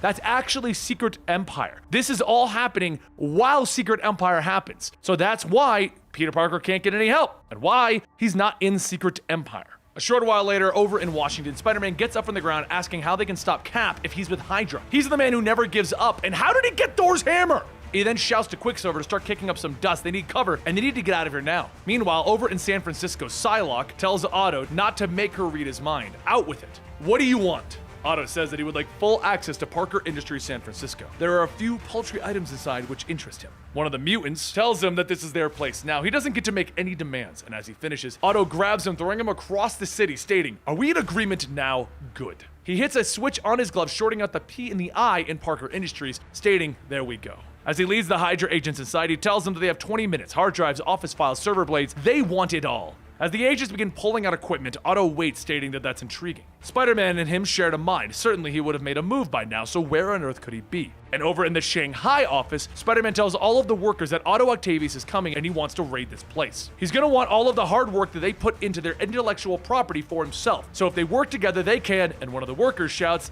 that this isn't a Chinese company, it's his American company, and America's already Hydra. So as far as they're concerned, this is pointless. Another yells, yeah, Spider-Man always receives help from other heroes. Who's gonna help you this time? And Spider-Man tells them, you are, all of you. You're gonna get a chance to be heroes today. But before he could go on, Min whispers that she's sorry to interrupt, but Wu would like to see him. Says that is very important. He runs down into the labs asking what's going on, and Lin's mother sees Peter, stating that this is the man responsible for what's happening. Peter tells Mrs. Tang that it's an honor to meet her. Her daughter has been invaluable to Parker Industries. Her work on Spider-Man's vehicles could have helped him save countless lives. Mrs. Tang laughs, stating that she gets that from him, but Dr. Wu pulls Peter aside before Mrs. Tang could go on, telling him that she would like to thank him. Neither his government nor the private sector have poured as many resources into cancer research as Parker Industries. He placed power and responsibility over profit and reaped the greatest reward of all, a daughter spending more time with her mother. Lynn then grabs her spider helmet, stating that she once betrayed him, and he gave her a second chance and she will not waste it. She'll be in the vehicle bay with the equipment. Everything that she has designed is ready to go as soon as he gives the word. Later, over in the Green Labs, Dr. Philip Chang asks Peter, you would like me to do what now? Peter tells him to be ready to destroy all of his equipment in a moment's notice. File, notes, backups, all of it. And Philip tells him that he is close to a major breakthrough. It could change the world. If I was to start from scratch, I wouldn't be able to just pick up where I left off. Peter says hopefully it won't come to that. But just then the lights go out. The spider sense kicks in and Peter runs to the window to see Otto making his way towards the building. He suits up, getting ready to go outside, and he radios to Lynn, telling her that they need to move out. And she tells the others, "You heard the man, punch it." He heads to the roof and Otto asks, "Evacuating so soon? That's the first smart thing that you've done in days." Just as Peter attacks, he asks, "Where's the rest of the army?" And Otto tells him, "I don't require an army. I have all the arms that a man needs." So Spider-Man sighs, telling him, "Yeah, kinda walked into that one." He grabs a hold of one of the mechanical arms and then throws Otto off of the ledge. As Otto falls, he grabs onto the side of the building, stating that it would seem that they are evenly matched now. And Spider-Man tells him, "Please, you're the guy who created the sinister 6-to-1 odds. Let's see how you like it. Troops, move in!" As Spider-Man snaps his fingers, a swarm of spider cars ride up the side of the building and Lynn shouts that they have him surrounded. "Just give the word." Otto looks around and asks if this is supposed to impress him. His victory in the foreign country made him bold and stupid. Coming after me with Parker Industries tech, he pushes a button stating that he's always had a backdoor into the company. He was there from the beginning, from his vertical operating systems down to his logo. And Spider-Man looks up as Otto points out to take a closer look. "Do you see my signature? OO for Otto Octavius." And just as Otto finishes, all of the spider cars turn on Spider-Man. And Spider-Man shouts, "What's happening?" Lynn yells the controls are responding. All of the weapons are locked onto you. And all of the spider cars begin to skitter towards Spider-Man. Otto says that he would like to welcome his new employees. Their first order of business, throwing out your fake CEO. As the spider cars grab onto Peter, Otto begins to head into the offices to start his raid. Once he's inside, Peter radios to Wu and Philip asking what's the backup plan now. They tell him that his assumption is right. The signal that Dr. Octopus is using to control the cars is a constant one. Given enough time, they'll be able to find its signal. Inside Lynn's car, she begins to pull apart the computer, stating that she is disengaging from the computer interface and she would like to switch the system to manual. Once she crosses the right wires, the grip on Peter loosens, and he tells Lynn that the others might not be able to do the same, so he's going to need her to. But she shouts, "Keep the doc busy? You got it!" And Peter yells, "No! I need you to walk these guys through this!" Back inside the server room, Otto begins to look around, stating that everything is right here, all within an arm's reach. As he reaches out, Lynn crashes through the wall, driving the spider car into him, stating that she's gonna have to ask him to step outside. On the other side of the building, Peter finishes webbing up the other spider cars so they don't fall, and quickly jumps into the offices. As he heads into his office, he pulls back on the suit and he rushes to his computer to give an announcement to everyone. Once the connection is set, he tells everyone that this is it. He didn't want to have to make this call, but they're facing a hostile takeover, literally. Not by investors or another company, but by a super villain, and he's listening in. If he were to get his hands on all of this data, it could be twisted into something helping the worst people on the world. It has been an honor to work with all of you at this company, but it's time to tear it all down. Do you hear that, Doc? I'm calling it now. Parker Industries is no more. Every department, activate worm viruses now, company-wide wipe of all of the systems. As Otto fights with Lynn, he shouts, "What are you doing? What idiot would destroy a global empire just to keep it out of my hands? Who could be that petty, Parker?" Back inside, before Peter can even finish his speech, everyone begins destroying everything, as some of the workers sigh that this was a good job while it lasted. Over in Peter's office, he activates a switch, revealing a suitcase, stating that this is secret weapon number 1. And as he opens it up, he smiles, stating that it's been a while, but now it's time for secret weapon number 2. And then he radios to Philip. Philip tells him that the device is calibrated and he can send it to Spider-Man to pick up. Now onto the last part. Philip takes out a matchbook and tosses a match into a stack of papers. As the fire burns, he says that he was so close to perfecting green energy. Wu tells him that it could have been a potential weapon in the wrong hands. Now they must leave. They've done their part. Back up top, Peter jumps onto the building, punching into Otto, asking him, "Did you miss me?" And Otto shouts to him to shut up! Everything that I've built is now ruined. And Peter tells him, "Yeah, I'm that kid who just flipped over the whole board game table. So even if you do win back your kingdom, it'll be a kingdom of ashes." Otto clenches his fist, telling him, "I know your Achilles heel. Remember Osborn's electromagnetic pulse? Well, this vision will rip that spider suit to shreds." As the pulse hits, it begins to tear away at the suit, and as Peter catches himself, he's still in his costume, his old original non-enhanced version. He asks, "How do the old underoos look? This is really the only suit that I've ever needed to defeat you, Otto. And here's something else that's gonna help." He presses a small button, and using the signal that Philip and Wu locked onto, he releases an EMP wave, shocking Otto's suit and rendering the mechanical arms useless. They begin to flail around, and as one hits Otto, Peter asks, "Why you keep hitting yourself?" Otto shouts that he is nothing but a juvenile. But obviously, you don't care for your friends. Otto begins to web away, telling him that that pulse would have disabled the magnetic grip on the spider cars. So you better hurry before they fall to their deaths. Peter asks him, "Are you bluffing?" "I can't risk it." And as Lynn radios in that the clamps are still holding, Peter begins to follow, yelling that he falls for it every time. As he reaches the roof where Otto landed, all he finds are the mechanical arms and Otto's mask. He grabs the mask, realizing that he has no idea what the new Otto Octavius looks like. And it looks like he's gonna have to catch him another time. Later over at Hydra Base 1, Arnim Zola Lola tells Otto that his mission was a complete success. Parker Industries is in shambles, just as their glorious leader, Stephen Rogers, intended. In fact, he wanted to pass a message along to him that he is one of his finest soldiers. And Otto says to tell Steve that he is honored. Now in the back of Otto's head he yells, "Look at me! Reduced to a mere lackey! Everything I've built is now in ruins, but one day there will come a reckoning!"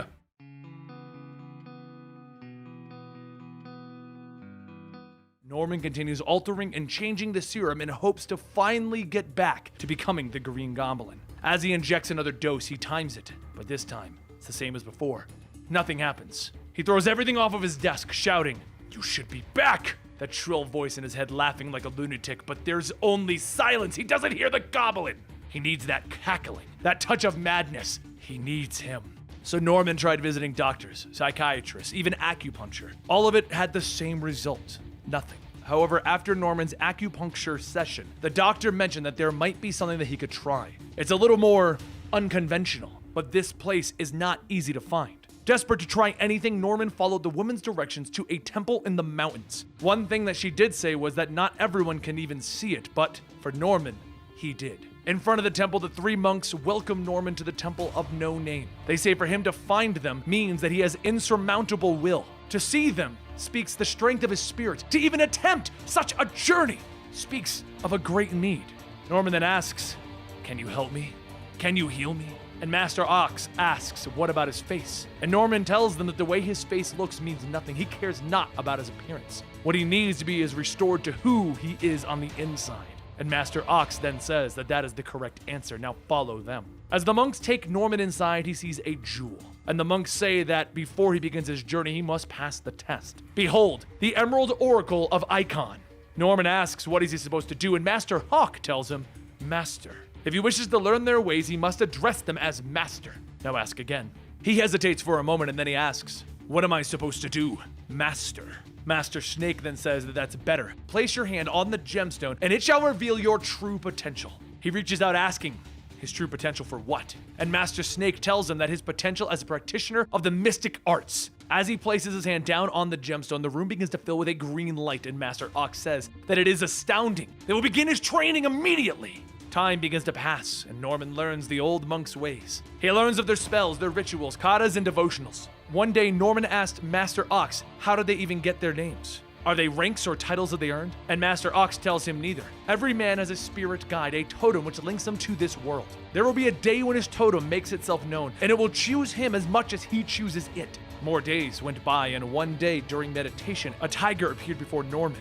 Was this his guide? Was the tiger his totem? He must tell his masters.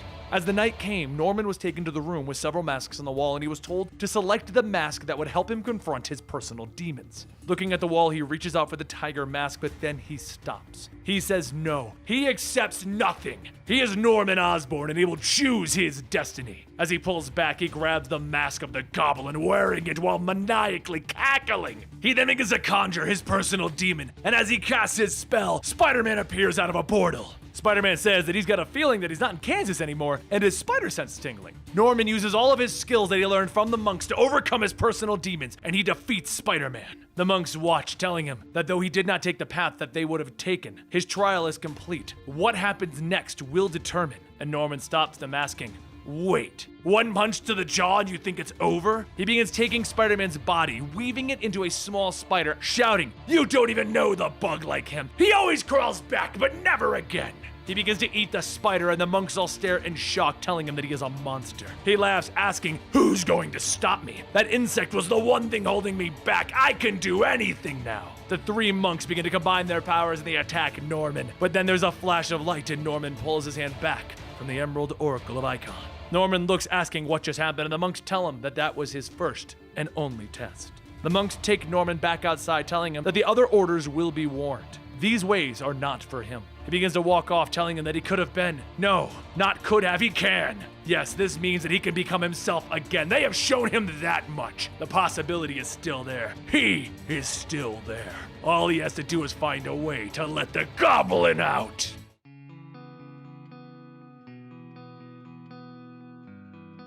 As Bobby, aka Mockingbird, walks out of her bedroom in her apartment getting ready for work, she asks if there's somewhere else that he could sleep. They've only been on one date. Peter lifts his hand, telling her no, because no one else knows that I'm Spider-Man. Where would I put all my Spidey stuff? Bobby tells him, yeah, about that, it's kind of everywhere. And I stomped on one of those spider tracers thinking it was an actual spider. Hope that wasn't expensive. In any case, pick up your crap and do the laundry. I'm not your aunt and that isn't going to work.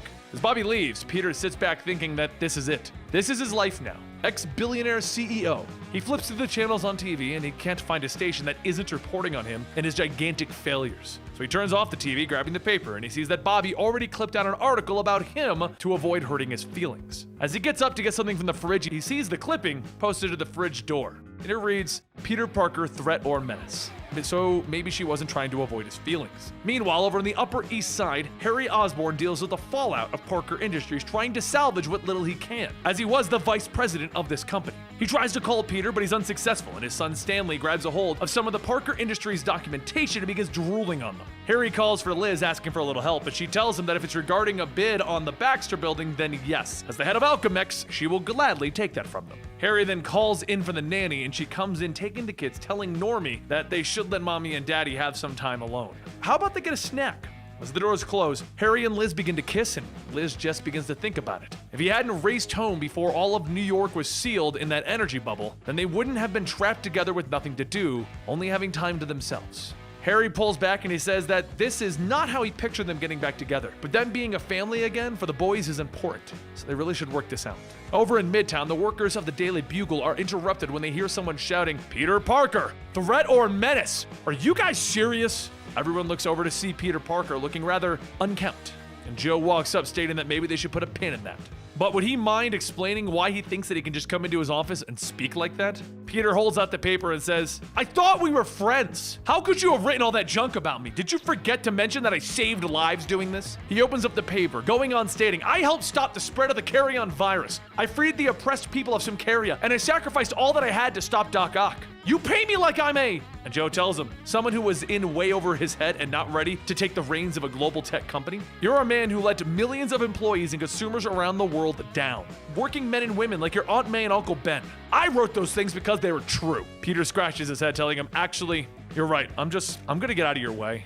He then stops looking at the monitor, telling the science editor Colin that the article is completely wrong. The new PIM microprocessors don't have more memory because they are compressing matter. They're not shrinking computers. It's more like shrinking massive external hard drives. Colin says, really? And Peter tells him, yeah, it's some really cool stuff, but it's very expensive. No way it'll be available to the public. You're gonna have to change that last line. Before Peter leaves, Betty runs up to stop Peter and says, I know you've had a rough day, but you know what you need? A party. So it happens to be Flash Thompson's birthday. After getting the party information from Betty, Peter heads out into the streets of New York, and after one man recognizes him, suddenly everyone recognizes the failure that is Peter Parker. They swarm around him asking what he's going to do to make this right to the people who lost their jobs, and he runs off into an alleyway. He jumps up onto a building to hide, thinking, all right, it's official. Everyone hates me. Well, maybe not everyone. Later that night, Peter heads over to Flash's birthday party and everyone begins talking about how things are different. And then they turn back to the topic of Peter. Everyone begins talking about how depressed Peter has gotten lately, but no one has a solution to offer. He's an adult, right? He should be able to figure this out on his own. But as they all go on, Peter quietly listens from the shadows. He's an adult, right? He can figure this out on his own? And later, once Bobby gets home, she opens the door to see Peter on the couch, still. And then Peter is suddenly hit with a uniform. He looks at the costume and says that this isn't laundry. And Bobby tells him, yeah, now get dressed, we're going out. After a night of saving trucks from Johnny Horton, also known as Griffin, the two heroes go back home and Bobby says that it was a fun night out. She then goes to the fridge, handing Peter one of her soda cans, stating that he earned this, and this is a good look for him. The two kiss, and Peter thinks, actually, she's right. Not a good look for Peter Parker, but you know what? Forget that guy. Because whenever he wants, he can be the Amazing Spider-Man. The next day at the Baxter building, Johnny Storm flies down telling Harry, nuh-uh, not a snowball's chance in hell Peter would sell the Baxter building. Harry says that he's Peter's friend too, and he can honestly state that Peter didn't have much choice in this. He's supposed to be here any minute. Up above, Peter swings by seeing Harry and Johnny arguing over the sale of the building, and he jumps down and Johnny shouts, tell him, Spidey, this place isn't for sale. Peter tells him, actually, even though Peter may not fully have appreciated the complexity of the situation yet. And from what Peter said, selling the building was the only way that they could make back the money for the lawsuits. Johnny begins to glow as his body begins to slowly ignite, and he begins to shout, "Flame on!" And he throws a fireball right at Peter Parker. He then flies around trying to burn Peter, shouting, "This place was supposed to be held onto until the Fantastic Four could return." The two of them begin to fight, and Harry runs in shouting, "You guys can't do this here! It'll void the sale!" Johnny throws another fireball, hitting the Fantastic Four statue, knocking his own statue's head off. And Peter then says that this is normally where I make a joke. Johnny lands and begins walking to Peter, telling him, "I'm going to." And Harry runs between them, stating, "Will you both just shut up for a second? Your fight literally created a smoke screen for us to be robbed. Look, it's Clash, and he's in the R&D lab looting." Up several floors, Clash is looking at a sonic transducer and says that there's no way that he'd let Peter Parker sell off his inventions. Time for them to pack it up.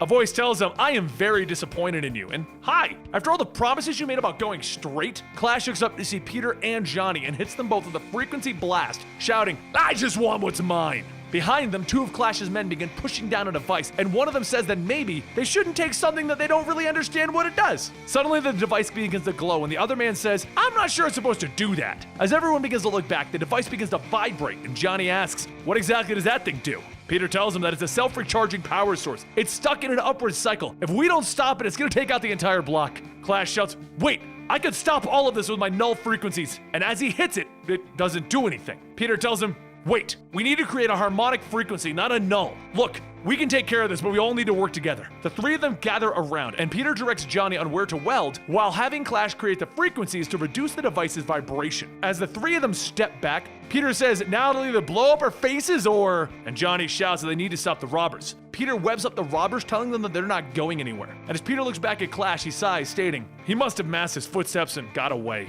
Johnny asks Peter if they should go after him, and Peter tells him, "Nah, who knows where he went? And he did help us stop this thing." Harry runs up yelling, "Are you freaking kidding? He took stolen Parker Industries tech. Of course you have to chase him." Peter strings up the robbers and tells them Clash only took what was his, so I don't mind that. And Harry stops him, telling him, "No, you don't mind, but Peter does care, and I'm the only one getting an ulcer over all of this. So you know what? That's it, I'm quitting right here and now." Peter tells him to wait, but Harry storms out, and Johnny stops him, telling him, "I'm still mad about the building, but you could really use a friend right now." A short while later, Peter is sitting on top of the Baxter building with Johnny, telling him that he was pushing science forward. He was helping people all over the world, and of course he would find a way to blow it all up. As Johnny tries to comfort him, Peter's phone rings, and he answers it, stating that this is Peter Parker. "How have I ruined your life?" Joe Robertson tells him that he knows who this is, and this is his new life calling. Would he like to work at the Daily Bugle, but not taking photos? This is about science. The next night at Bobby's apartment, she asks Peter if he's sure that he doesn't want to just, sleep in a bed tonight. And Peter tells her no, he's got to focus on this. It's going to be a new day, a new job, the perfect job. The next morning at the Daily Bugle, Joe holds a staff meeting about their newest employee, but he hasn't arrived yet. Carlin laughs, stating that an editor needs to be punctual. Security already said no one's checked in, so that means he's going to be late. Just then, Peter walks into the side door after changing, and he asks, "What's the haps? The skinny, the DL?" Joe pulls him aside, telling him that next time he should probably come in the front lobby like a normal person. But either way, they should go over his responsibilities as the new science editor of the Daily Bugle. He's gonna need a Sunday supplement that will be ready for press every Saturday night. It may sound like a big task, but he'll have a full team to manage. Another thing to note is that the hours are flexible. So long as the work gets done, he can work from home. Joe holds out a phone, and Peter looks at his new work phone, and he sees the logo and says, "Alchemex droid? Really? I created webware." Suddenly there's a flash, and the woman holding a camera says, "Peter Parker's using an A-droid. Priceless." This is so a lock screen. Joe says that this is Ruby. She's the best tech reporter around. "Ruby, this is your new boss." Ruby says whatever, she isn't deleting this. Meanwhile, over in upstate New York, Xander Zinn walks Bobby through the Humanitech Robotics Incorporated facility, stating how Humanitech is lucky to have her and her security system expertise. Bobby tells him, well, to be fair, he is paying top dollar for it. And her phone begins to ring as she answers it, telling Peter that yes, she's having a good day, but more importantly, how is his day? Peter sits back at his desk, telling her it's sort of good. People are somewhat tolerating him. And for his first assignment, he needs a big sexy science story for her, but he stops himself, stating, "Wait, you're working at Humanitech, the robotics laboratory with revolutionary AI? Since when?"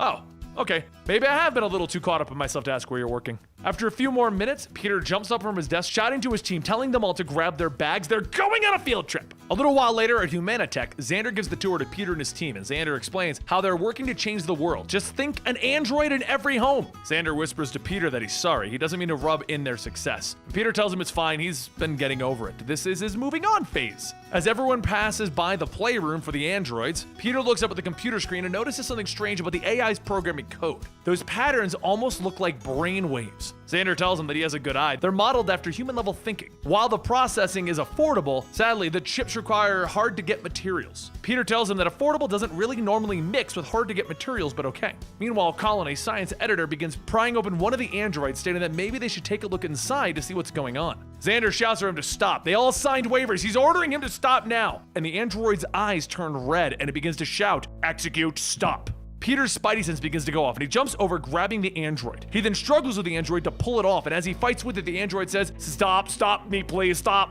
Peter looks at Bobby, and Xander yells at everyone to get out. If they mention any of this, he will sue them all. Later that night, Peter and Bobby sneak back into the Humanitech facility, and Peter says, "All right, we gotta be super stealthy about this." Bobby walks in the front door, and after a few button presses on the keypad, the door opens and she says that they can just go in since she's the one who designed the security. As the two begin to look at the computer, they all stand by Humanitrons beginning to turn on, and those Humanitrons begin to swarm around them. While they begin to fight, Xander runs by asking what is going on. Why are there two Avengers in his building? You're going to ruin everything. One of the Humanitrons begins to speak, stating, execute, override, but please. Peter says, okay, and he begins to pry the panel that Colin was seen messing with earlier. As he peels it off, he sees a small object, and he says that this must be the silicone matrix. Phew! He thought it might be an actual brain. But then the Humanitron says, cape. The silicone matrix pops out, and the android begins screaming until the silicone matrix shatters on the floor. Bobby says, oh god, it was screaming, and Peter tells her no. They wanted this. He begins to rip the plates off, allowing the silicone matrix to shoot out and fall to the ground. Xander shouts, how could you do this? Everyone is going to win, and there would be one less supervillain in the world. And Bobby stops, asking, what are you talking about? The more of the silicone matrix that hits the ground, they all begin to turn to dust, and then they begin to bond together, forming a person. And a woman shouts, I am free! Peter says, whoa, that's not Sandman, who is this? And Bobby says that that's Quicksand, one of Thor's baddies, and no, this isn't about him. Quicksand pulls her arms back, and Peter runs by shouting, hey, I was the one who freed you! Don't I get some wishes or something? She stops and then says, fine, I owe you that much. I won't kill Xander for now. As a massive sand tornado appears, Quicksand flies out through the roof, and Bobby says, great, now I have to get another job. Peter tells her, don't worry, I got you covered now. I'm working. And speaking of that, I should probably get to work. The next day over at Harry's apartment, he and Liz come home after looking at buildings for Alchemex to purchase, and that's when he notices the boys have band-aids on. He asks Emma the nanny what happened, and she tells them that you know how boys are, always roughhousing around the house. Harry looks at Stanley and says boys will be boys, and Emma goes on saying, of course, don't worry. She treats these darlings like her own flesh and blood. And in Emma's hands are two small vials of blood. Later over at the Daily Bugle, Peter's team looks over at the article, and Joe tells everyone to take a bow, science section. It's not every week that you get the top of even the front page. Joe pulls Peter aside, telling him that today was a great start for them. So what will he have for them next week? Peter says, oh, this is how it is now? And Joe says, yep. Feel up for the challenge? Peter looks around, folding his arms, stating, it feels like he's home.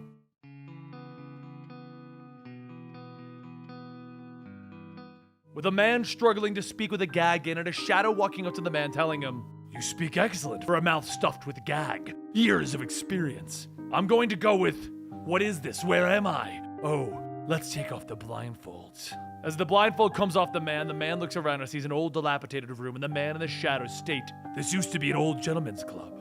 The shadowy man leans down, and Norman Osborn tells the gagged man, hello. Oh, the joke is over. I really can't understand a word you're saying. Let's get the gag off. Once the gag comes off, the man screams for help, and Norman says, shh, we use our inside voices here. There's only one thing that can help you out of this kind of a situation, and that's giving me information on Spider-Man. And from what I understand, you are very close. However, just 4 hours prior, Peter and Mary Jane sit in Mary Jane's apartment, kissing. As Mary Jane pulls back, she begins to unbutton Peter's shirt, telling him, you really are a scientist. You just proved it with one kiss. You can put everything back to the way it used to be. But as Mary Jane looks at the Spider-Man suit under his button-up, she stops and says that she can't do this, not again. Peter asks her why.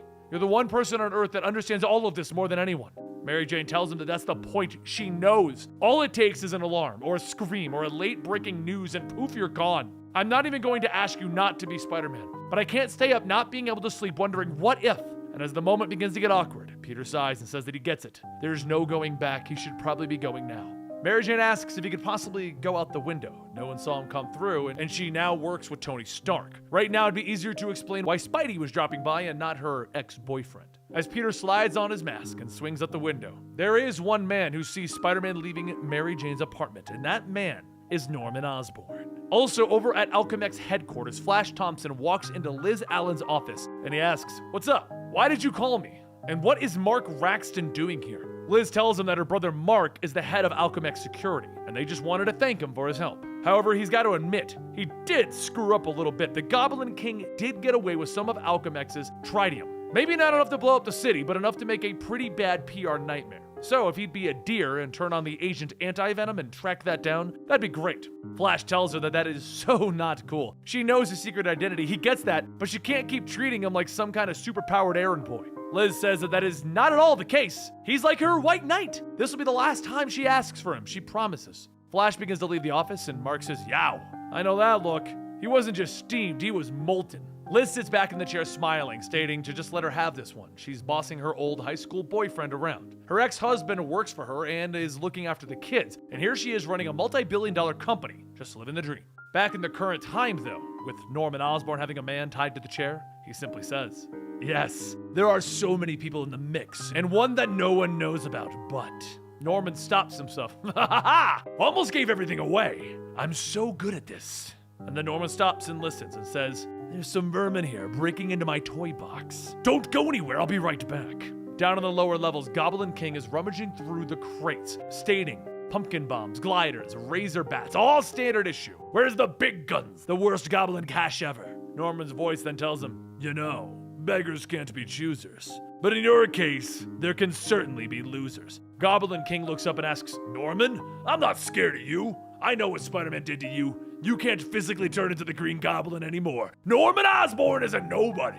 Norman asks, "Is that really any way to repay me, Phil Urich? After I took you under my wing and I made you my Goblin Knight." Goblin King pulls out his fiery sword, shouting, "I am a knight no longer. I took the best title for myself, the Goblin King." Norman catches the sword in his hand, telling him, "You never really did make a name for yourself. And you know why? It's because your heart wasn't in it." Suddenly, claws shoot out, and a loud scrunch can be heard as they rip through the Goblin King's chest. Norman begins to laugh, shouting, "See? That was funny! So why aren't you laughing?"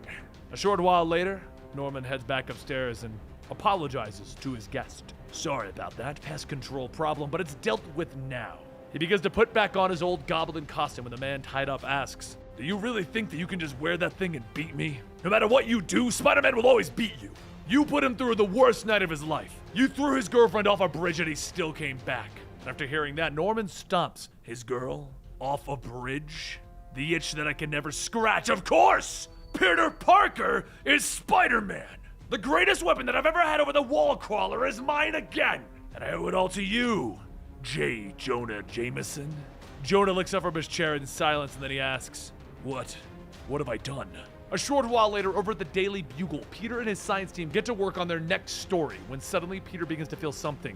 But what? He can't figure it out. And seconds later, Norman comes crashing into the building shouting, "Boo! How about we just cut to the chase where Spider-Man comes out and we can just get this on with?" Peter hears Norman and says, "I knew it. That voice is Norman. But he can't change into the Goblin. How is this even possible?" He quietly runs off, and when Norman looks at Ben Urich, he tells him, "Oh, by the way, I found your nephew Phil. He's gotten really bad, rotten even. Here, maybe you can change his mind." Norman throws Ben a bag, and as he begins to open it, Betty tells him to wait, but Ben says, "Don't worry. The shape is right, but the weight's all wrong. There's no way that this is human." And as he opens it up, he sees a statue's head, and that statue's head is made of the explosive material tritium, and it's wired to blow in 10 minutes. Everyone in the office begins to panic, and Norman begins to ask, "Why are you all asking like this? I'm the one who's lost my head!" Peter begins to shout that is enough, and he jumps in, punching Norman off of his glider. Meanwhile, over in the financial district, Flash Thompson scans the area and sees the tritium trail leading underground. He could pick the lock, but he doesn't really have to be subtle about this one. Using the anti-venom suit, it covers Flash and he leans down, ripping the underground doors off, and he heads inside, and just as he lands, he sees Goblin King's feet. He runs over asking Phil, what on earth happened? And then he runs back upstairs to see Jonah struggling with his restraints. Flash asks, what is he doing here? And Jonah says, what does it look like? Now here, get me out of this mess. We don't have much time. Certain people are in danger. We have to warn them. Also at this time, over at Liz Allen's apartment in Central Park West, Liz picks up her younger son, Stanley, asking, "Oh, look at this cutie." Normie sighs, playing with his truck, stating, "It's always about Stanley." And just then, Liz's phone goes off, and as she answers, she waits for a moment and then tells Harry that Flash just called. His father is here. In the city. Harry grabs the kid, stating, "We have to call the police." And Liz tells him, "No, Alchemix security would be better." However, Emma, the nanny, says that there is no time. She will take the children. And Liz asks, "Excuse me? Who do you think you are? You're a nobody." Emma takes out the gun and fires 3 darts into Liz, Harry, and Mark. She then picks up Stanley and grabs Norman by the hand, telling them that she's had enough of this. They're leaving right now. Back over at the Daily Bugle, Peter continues to fight off Norman, but as the timer on the bomb approaches, Peter begins to wrap the bomb up in his webbing, and Norman begins to shout, "Hey, no fair, you meddlesome son of a..." Peter tells him, "Haha, language." Now, see what I did? Now Spider-Man is going to have to retreat to his safe space. Peter begins to create a web cocoon around himself, and as he silently counts down to 1, the top floors of the Daily Bugle explode. As the smoke begins to clear, Peter gets back up looking around, stating, "Okay, the neighboring buildings are still standing. This may have worked. I may have saved everyone." And just then Norman calls out to Peter by saying, "Parker." Peter runs over and sees Norman's body impaled by one of the steel beams, and he realizes that Norman knew, and he's dying. Oh God. He knew who told him. Norman tells him, "It doesn't matter now, does it? Please, I don't have much time. There's something I have to tell you. A man's only as good as his enemies. I've always been driven, but you pushed me beyond. More than anyone ever could. Thank you, Peter, for everything." Peter tells him that he's sorry. He really wished that there was something that he could have done. And just then the ground begins to change and Norman begins to laugh, telling him,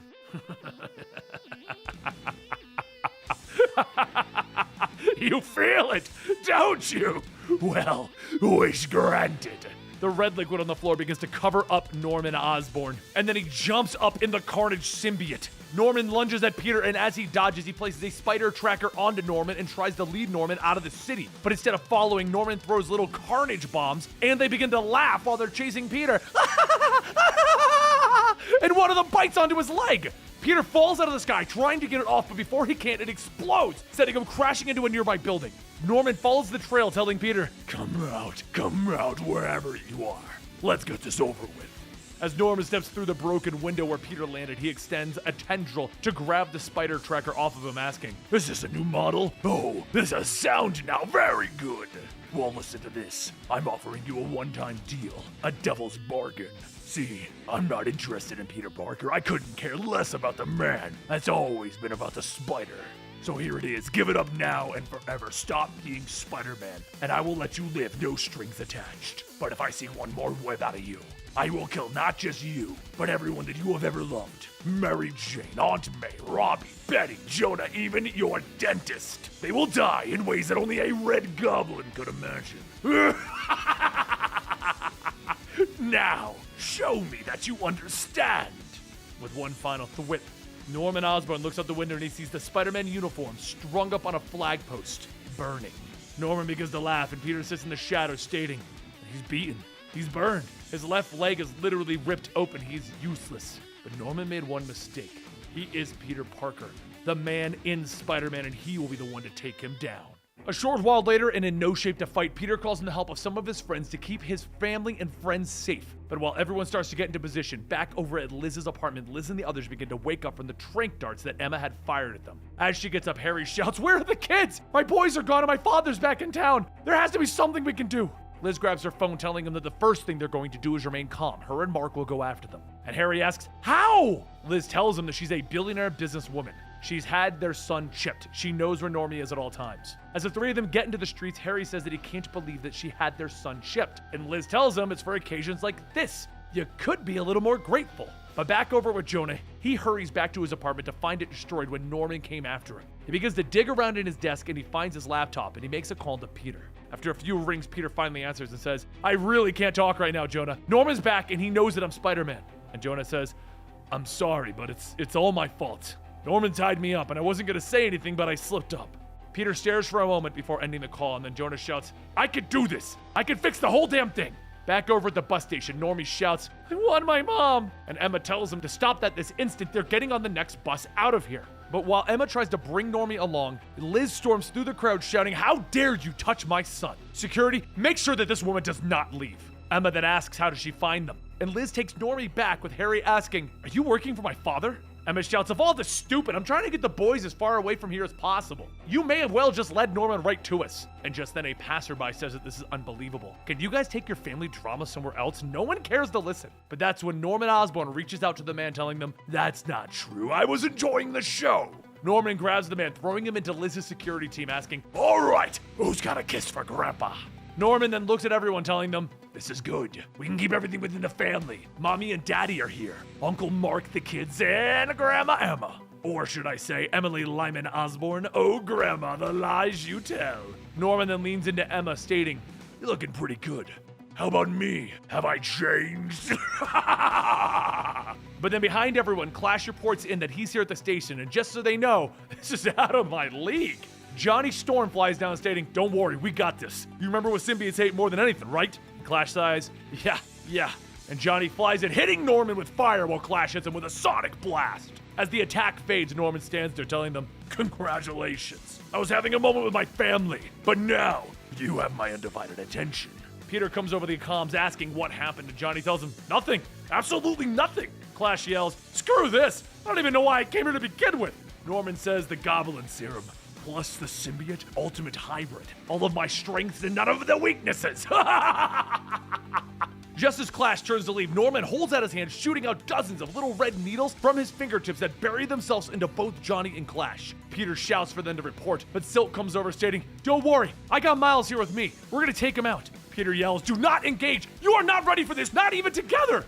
Just as Peter says that, though, it took Norman only seconds to put both Miles and Silk down. Norman stands over the four bodies, stating, "Which of you should I kill first?" And then Flash Thompson jumps in, telling them, "Back off!" He grabs a hold of Norman, and there's a sizzling sound coming from the point of contact. Norman begins to shout, "Ah! It burns! This was kind of unexpected." Norman then stabs into Flash, telling him, "It doesn't matter, you can still bleed like everyone else." While Norman lashes away at Flash, Flash tells him, "Well, that's the cool thing. My anti-venom suit hurts you and heals everyone else." Norman asks, "You don't say. Well, that's a shame that you're so busy while everyone's lying down and dying. Those people over there that could really use your help." Flash looks over and tells Peter, "He isn't lying, buddy." But as he goes to heal Miles, Norman slashes away at his back. Peter shouts, "Keep your guard up!" And Flash tells him, "If I don't get to them soon, they could. No, I won't risk it. Not when I have the power to help everyone." Flash begins to use the anti-venom symbiote suit to heal everyone up, and just as he gets to Clash, Norman shouts, "It's like taking candy from a baby." He cuts away at Flash's back and he falls to the ground. Norman then says, "Normally I would finish things up, but I need to go find my son. Daddy's got some family bonding to do." A few moments later, Peter webs in and looks at everyone, stating that he's too late. But just then, Flash reaches up, grabbing Peter by the leg, and he begins to heal him. Peter asks what is he doing, and Flash says, "Giving you everything I got left. I'm taking the best player off the bench and putting him back in the game." Just outside the bus station, Norman lands down in front of Harry and the others, telling them, "Don't think I've forgotten about you, especially Normie here." Norman then swings his tail at everyone, telling them, "Okay, I lied. The rest of you, I can do without." Harry gets up shouting, "Whatever you're thinking, leave my son out of this. Take me instead." Norman tells Harry, "I'm sorry, but you had your chance, my boy. Now it's time to move on to the next generation." As the Carnage symbiote crawls onto Normie, Normie tells him, "Let me introduce you to the next generation. Welcome, kiddo, to the family business."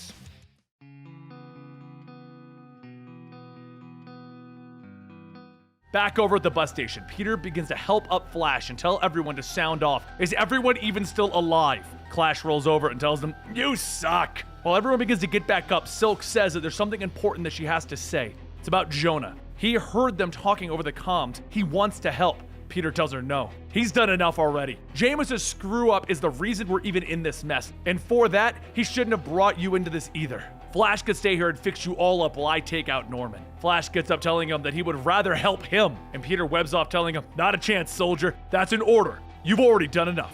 As Peter swings outside, Harry shouts to him, telling him, "Norman just took Normie and infected him. You need to do something." Peter says that there's no sign of them anywhere. And if Norman did cover Normie with a symbiote, there's really no way that he can track him down. Liz says that's fine. She already knows where they're headed. Alchemex. Before he left, he mentions something about handing over the family business. Peter tells her that that must be his endgame. Her company absorbed Oscorp. Harry shouts that he's got to do something. And Peter stops him, telling him, whoa. I can take care of this. We're going to get Normie back. Don't worry. Peter then turns to Mark and asks, does Alchemex have any more of that artificial anti-venom? Mark says that they're not supposed to, but it's kept in a new lab over on South Street. While Peter heads over there, Jonah continues trying to figure out ways to help, and while he looks over all of his files, he notices something. There are articles of venom popping up, and the photos came from someone named Sim. Jonah asks how could he be that stupid? I mean, he can't, can he? A few moments later, over at the fact sheet, a phone rings and someone answers it, calling out phone call for Mr. Sim. As Eddie Brock takes the phone, Jonah asks, Mr. Sim, are you serious? Is your first name B.O.T.? Anyway, I'm glad I got a hold of you. There's something that you and your better half need to do. And don't worry, it's for a good cause. Venom starts to cover Eddie's face and he says, we're listening. As the night begins to set, Peter begins to sneak into the lab over on South Street and he finds the security team is already dead. He runs in to find the vault where the anti-venom is being kept, and as he goes inside, he finds it empty. Just then a carnage bomb flies through the air, and through it, Norman says, we had a deal. Now that you put back on the suit, looks like everyone needs to die. Peter shouts, don't you dare! And the bomb explodes, throwing Peter against the wall, and he calls out to May and Mary Jane before passing out. A short while later, over at Stark Tower, Mary Jane gets ready to leave for the night when suddenly, the window breaks open and a voice tells her, stop right where you are. She hits the security panel, telling the building to activate the Watson protocol, and as flames begin to shoot out, Eddie shouts, stop! Not Osborn! We're to help, damn it! Mary Jane says that she was not expecting venom. And just then, Norman flies in on his glider asking, fire and sound? Shoddy work. Someone clearly didn't get the memo. Those may work on the competition, but not me. Eddie whips back, knocking Norman off of his glider, telling him, we're not competition. We are her protector. While Eddie tries to hold Norman back, he tells Mary Jane that he would greatly appreciate it if she would turn off the sonics and flames, since we're trying to save you. Mary Jane reaches back to deactivate the security panel, and Eddie tells her, thank you. While the fight over at Stark Tower begins, Aunt May hears a knock at the door, and when she opens it, she finds little Normie standing there. May asks what is he doing here, and Normie says that he was out playing and got lost. Can he come in? May tells him, of course, just let her call his mother. She must be worried sick. And while May has her back turned, Norman begins to change and he lunges, but then he's stopped by two mechanical arms reaching out, slamming him into the wall. The arm slams little Normie repeatedly, and a voice tells him, you will not dare lay a hand on this woman. As Doc Ock picks up Norman, he says, that woman is forever under my care. If you want her, you must face the wrath of Dr. Octopus. May runs out in front of Ock asking, what are you doing? Normie is just a child. And Ock tells her, he is no mere child. Normie begins to get up and he begins to change and he says, he's got me there. They call me Goblin Child. Back over at Stark Tower, Peter swings in to see Venom and Norman fighting. And as he lands, he sees Mary Jane slide on an Iron Man glove. He asks, what does it do? And she tells him, yeah, it's a repulsor glove. It's the one place where I'm actually armed. And with Norman and a Carnage symbiote, we're gonna need some help. Peter heads into the fight, stating, thanks for the vote of confidence. Peter punches Norman as he thinks to himself that there has to be a weakness somewhere. Every living, breathing thing, breathing. That's it. He punches Norman in the throat, and as Norman coughs, he tells him, ha ha ha, good try, but you're sticking your hand where it doesn't belong. And he turns, biting into Peter's wrist. Mary Jane powers up her glove, hitting Norman, and as the blast hits him, Norman laughs, telling him, looks like you're doing more harm to Venom than anyone. As Mary Jane stops attacking, Norman holds out his hand and he hits her with the same attack that he hit Johnny and Clash with. The needles begin to stick into her body, and Norman jumps onto his glider, stating, look at the time! I need to go pick up my grandson. I'm being such a bad grandpa. Peter shouts, asking, where's Normie? And Norman asks, oh, didn't I tell you? I sent him over to play with Aunt May. Though, the old bat may be dead on her feet now. As he begins to fly away, Peter gets ready to follow when he notices that Norman bit through his web shooter. And Eddie then asks, hang on, if you want a fighting chance, you're gonna need all the help you can get. Take the Venom symbiote with you. Peter asks him, what? There's no way in hell I'm doing that. And Eddie tells him, we got some good hits in on him with the suit. And Spider-Man, you're just a guy. The Goblin got an upgrade, so it's time for you to get one. Take my symbiote. Mary Jane gets up telling him that he's right. No one loathes that thing more than her, but May Parker is in danger. He needs this. As Venom starts to climb up onto Peter, he thinks that this is a stupid plan, merging with Venom again? But a few seconds later, he swings out stating, so it's the two of us again, huh? Gotta say, I already feel stronger and faster. This might work. Meanwhile, over at the Columbia University Medical Center, Flash continues helping those that were in the fight with Norman. As one of the doctors begins to take off Silk's mask, Flash yells, whoa! The masks stay on. If you need anything, cut through the fabric. Clash begins to scream in pain, and Flash tells him to take it easy. He's got him. Whatever the Goblin's done to them, it's way worse than they thought. Meanwhile, over at May's apartment, Otto continues to struggle with Normie, and to try and help, May breaks a chair over the kid. She shouts that she used to bake him cookies, and Normie yells, "Yeah, and you put raisins in them! You deserve to die!" Just as Normie gets back up to attack her, there's a loud boom, and through her door, Jonah steps in with a spider slayer stating J. Jonah Jameson is here to save the day. This suit is no match for these miscreants. As Jonah punches Normie, Norman flies in shouting that the child is the blood of my blood. He's destined for greatness, to rule over all of you in my name. Norman then tosses Otto to the side, and he stabs into the Spider Slayer suit, deactivating it. As both Otto Octavius and Jonah Jameson lay defeated, Norman looks over at May, stating that he is so sorry. "I'm just losing my head when it comes to family, you know." Normie asks, "What are we gonna do?" And Norman tells him, "Yes, we're going to leave Spider-Man a message." A few moments later, Spider-Man swings down just as Norman and Normie are flying away. But before Peter can attack, Norman tells him, "You may want to check on May while you can." Peter heads inside, and the first thing that he sees is Jonah's Spider Slayer suit, asking, "What is this thing doing here?" Jonah says that he tried his best, but he's afraid it wasn't enough. Before Jonah could go on, Peter stomps on the screen, and Jonah shouts from his apartment, "Damn it! There must be something I can do." Peter calls out to May, and as she answers, she holds Otto's body, both of them covered in Norman's spines. Peter looks at Otto, and May says that Otto saved her. And Peter says that's unbelievable. May tells him it's not. Anyone can be a hero. He taught her that. Peter looks at Otto and asks, "Why? Last time we met, you cost me everything." Otto says, "Why do you think? I still have your memories rattling around in my head. Your simpleton sensibilities of right and wrong." Peter gets up and tells May that they both need to check out. But don't worry, he's gonna save Normie. He swears it. A short while later, over the Alchemex building, Norman and Normie head inside and make their way to Liz's office, where her and Mark are waiting. Liz asks Normie if he's okay, and Norman tells her, "Eyes over here, the boy is fine. He's better than fine, actually." Liz tells him that that's enough small talk. He made it clear that this meeting was about him gaining control in exchange for her son back. Right here's all the paperwork that he would ever need to control this company. There's no legal way to just hand her company over. What does he think this is, Parker Industries? Norman tells her, "That's one thing. There's a beneficiary clause, so once you're gone, your company falls to our little prince over here, Normie. Well, him and his loving legal guardian." Norman grabs the table and cracks it at Mark, stating, "Scratch that! His only living legal guardian! Pay attention, boy! This is how at Osborne tables a discussion!" Liz pulls out a small device, hitting a button, and as she does, a door opens and Harry flies in on a glider with the Humatron, stating, "I've always wanted you to stand up for me." Norman begins to change back into the Red Goblin, telling him, "This should be fun. Sadly, though, robots do not scream." Harry flies by, grabbing Normie by the arm, telling him, "I got you." And Normie starts to change, telling him, "You left me! You should just go back to the love you actually love." Normie claws away at Harry, and Harry tells him, "You can fight all you want, but I'm never letting you go, son." Norman then throws a small bomb, knocking Harry off of his glider, telling him, "I am so done with the both of you. Time to say goodbye." Norman picks Liz up by her neck, throwing her out the window, asking, "What is it with me and blondes in high places?" Both Harry and Normie shout for Liz, and Norman tells Normie, "Oh, boo-hoo, be bigger than this chump. It's time to grow up." But just then, Spider-Man swings in with Liz, stating, "Or not. Sorry, Goblin. You don't get to win that way. Not twice." Normie looks at Norman and attacks him, shouting, "This is supposed to be about Spider-Man being a bad guy, but he was you all along." Norman then changes his hand into an axe, and he grabs Normie, telling him, "Fine. I will just cut you out of the plan altogether."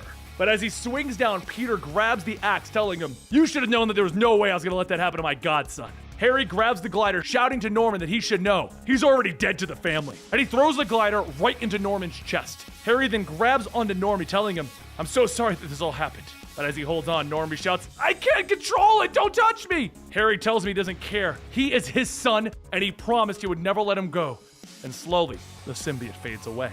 As Norman stops the glider, he grabs it, covering it with the symbiote, stating, "I've had enough of this! You're always getting in the way, and I'm going to devour you whole." Norman takes the glider, flying it into Peter, knocking him out the window, and as he chases him, he starts lobbing carnage bombs. Peter starts to swing to avoid them, and he says, You said you were going to kill everyone I ever loved, but you failed every time." And Norman asks him, "Is that so? Well, I did more than just lay a finger on them. In fact, I left little pieces of myself in them. Those tiny shards, all at the snap of a finger, will travel into their bodies and into their brains and stab them like little daggers. So, how about we see what happens?" And just like that, Norman snaps his fingers. A few moments pass, and Norman says that he should be feeling at their pain and torment, but There's nothing. How? Flash jumps out with most of his anti-venom gone from healing everyone, and he says, yeah, you want to give someone some credit for that defensive play of the year? That's gonna be me. Peter looks at Flash and asks what the hell happened, and Flash tells him, I did what a soldier does. I followed orders. It was after Goblin's attack on Clash that I noticed what had happened. Everyone who came in contact with the Goblin, they were tagged with those things. I used the anti-venom powers I had to remove them and ease the pain, and all those people are doing just fine. Peter shouts, all right, Corporal Eugene Thompson for the win! But how did you know about the first run-in with Norman? Flash smiles and he says, I overheard you talking to Silk, Pete. After that, it was easy to figure out where to go and who to help. Not such a dumb jock after all, huh, Puny Parker? Flash then says, all those times that I copied off of you and got you to do my homework. We even now? Peter tells him, hell, I've forgiven Doc Ock and Venom today. You? I forgave you a long time ago, pal. Norman flies in with his glider, telling him, that's very touching, but this guy's a little annoying. The glider shoots down, biting down onto Peter's arm, sending him off the building. And Norman jumps down, tackling into Flash Thompson. Flash grabs onto Norman with what anti-venom he has left to burn him. And Norman tells him, look, underneath all this red, I'm still a goblin with all my goblin toys. Norman squeezes down on Flash's neck, electrocuting him, laughing. Poor Corporal Thompson, gone in a flash.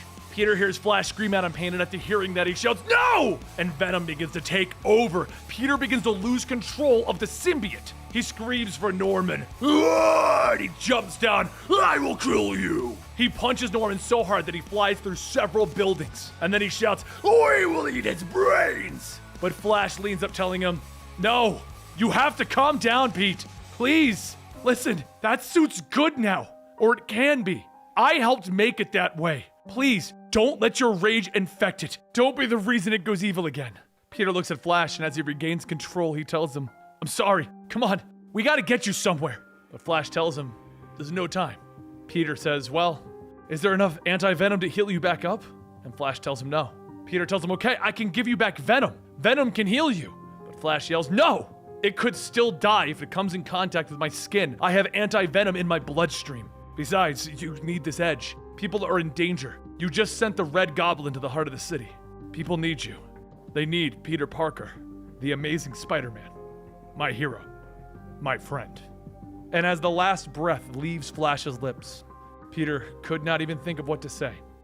But back over with Norman, his body crash lands into the middle of the city. And suddenly people begin taking pictures of him. He asks what's going on, and a Spider-Man cosplay tells him that this is his corner. Who is he supposed to be anyway? Norman tells him, okay, and he gets punching right through the man, telling him, I'm the guy who kills Spider-Man. Get it? Who else wants a picture? Peter swings down, shouting, stop laughing! You just killed my friend! This is not a joke! And now another man is dead. Norman tells him, you know, that's the thing. Spider-Man cares too much. What would you do if I just started killing everyone? He starts throwing several carnage bombs into the air, and as some of them start going off in the crowds, Peter webs everyone up to contain as much of the chaos as possible. Norman laughs, telling him, nicely done, Bug Boy. You're on fire, or rather, will be.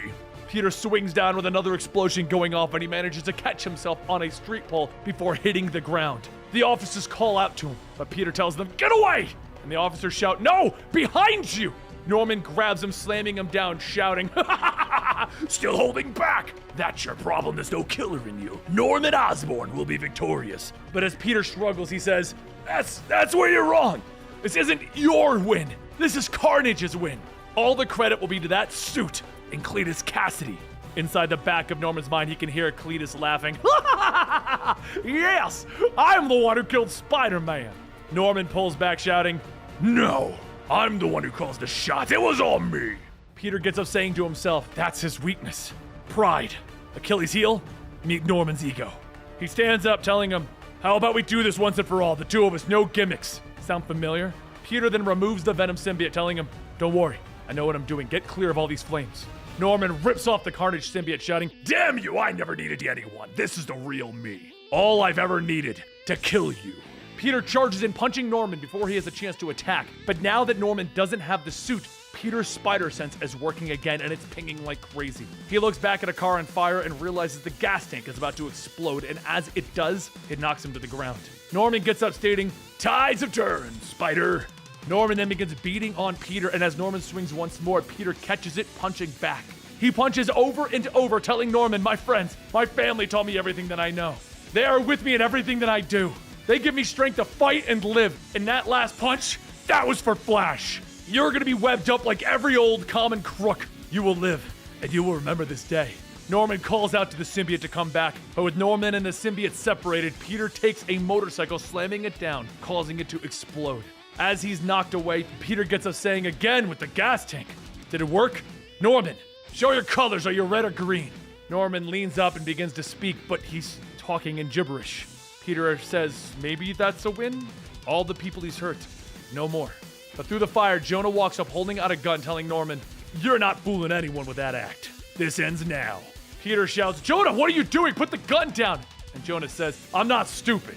I know how this works. He's just gonna come back and take someone else. This must end now." Jonah pulls the trigger, and the gun goes off. Peter jumps in the way, shouting, "I won't let you!" And Jonah asks why. And Peter tells him, "Because I could. It means I have to. Because with great power comes great responsibility. To everyone, even the worst of us." Later, once Norman is taken to solitary confinement, John Jameson tells Peter that he's breaking a lot of rules since he isn't an Avenger anymore. And Peter says he knows. He just needs to check on something. Peter stands in front of Norman's cell and he asks, "Have you told anyone?" And Norman says, "I know your secrets. The world's biggest screw-up. You're Norman Osborn." Peter pauses and tells him, "Okay, and who are you?" And Norman says, "My name is Cletus Cassidy." Peter turns around telling him, "Yeah, we're done here." Slowly, things begin to go back to normal. Liz used Alchemex and Dr. Steve to create a method to remove the last bits of the Carnage symbiote from Norman. As Norman comes off the table, Harry hugs him, telling him that he swears he's going to make their name mean something good. He will not be like his father. He will love him no matter what. And Normie asks, "No matter what?" And Harry tells him, "Yeah." As Normie hugs Harry back, a little glint of red shinies are in Normie's eye. And he says, "That's good to know." However, with everyone moving on, the one day that people didn't want to come, comes. The day that the son, brother, high school football star, and the head of the Spider-Man fan club was finally put to rest. Peter steps forward to Flash Thompson's casket. And he says, "Flash was so many things, but who am I kidding? He was a bully, and he was my bully." When I think back to all of the lockers that I was shoved into, it also makes me realize that bullies don't come out of nowhere. Someone always hurts them first. I didn't find that out about Flash until many years later. And then on that day, things changed. Flash once said that he found a hero to look up to, so he started a life of service. He helped his fellow man, and he saved so many lives, protecting others in ways that people will never know about. He became a man that we can all be proud of. He himself became somewhat of a bully, but things can change, so maybe one day, I can become a man that Eugene Flash Thompson would be proud of. Even though we were friends, there was one thing that I never told him, and that was that I am his #1 fan. He was the hero that I look up to. As the services start to end, everyone begins to leave, except one man, Jonah. He stares down and May tells Peter that he should go talk to him. They're family, and Jonah needs help. Peter waits for everyone else to leave, and then he walks up to him, telling him that once when he was 15, he made a mistake that others paid for. He's felt that weight since he was 15. It doesn't help, but if he was here, he would forgive him. Everyone that you love, they would forgive you. That's what they do. It's what we do. After everything that we've been through, I can forgive you for everything and anything. Jonah turns back and says, "Peter, my boy." But before he can say anything, there's a scream in the distance, and Jonah says, "Well, what are you standing around for? Stop wasting time, you're needed out there." Peter asks, "Needed? As in necessary? Me?" And Jonah shouts, "Parker!" Peter pulls on his tie and he says, "All right, I get it. Jeez." Jonah watches Peter run off, and he starts to pick up the clothes that Peter left, stating, "Dang blast it, these will get all wrinkled. What would that boy do without me?" And so, Peter swings into action, still recovering from his gunshot wound, because that's what he does. He fights the good fight, saving the world one friendly neighborhood at a time. And there you have it, the conclusion to Amazing Spider-Man Worldwide. The whole storyline, and now he's gone back to the basics. Nick Spencer's writing the storyline. The Red Goblin was the finale, and it was very sad the way Agent Venom went down. So let me know what you guys think about this storyline in the comments down below. Thank you for sticking out for the entire Amazing Spider-Man storyline, and I will see you next time right here at Comicstorian.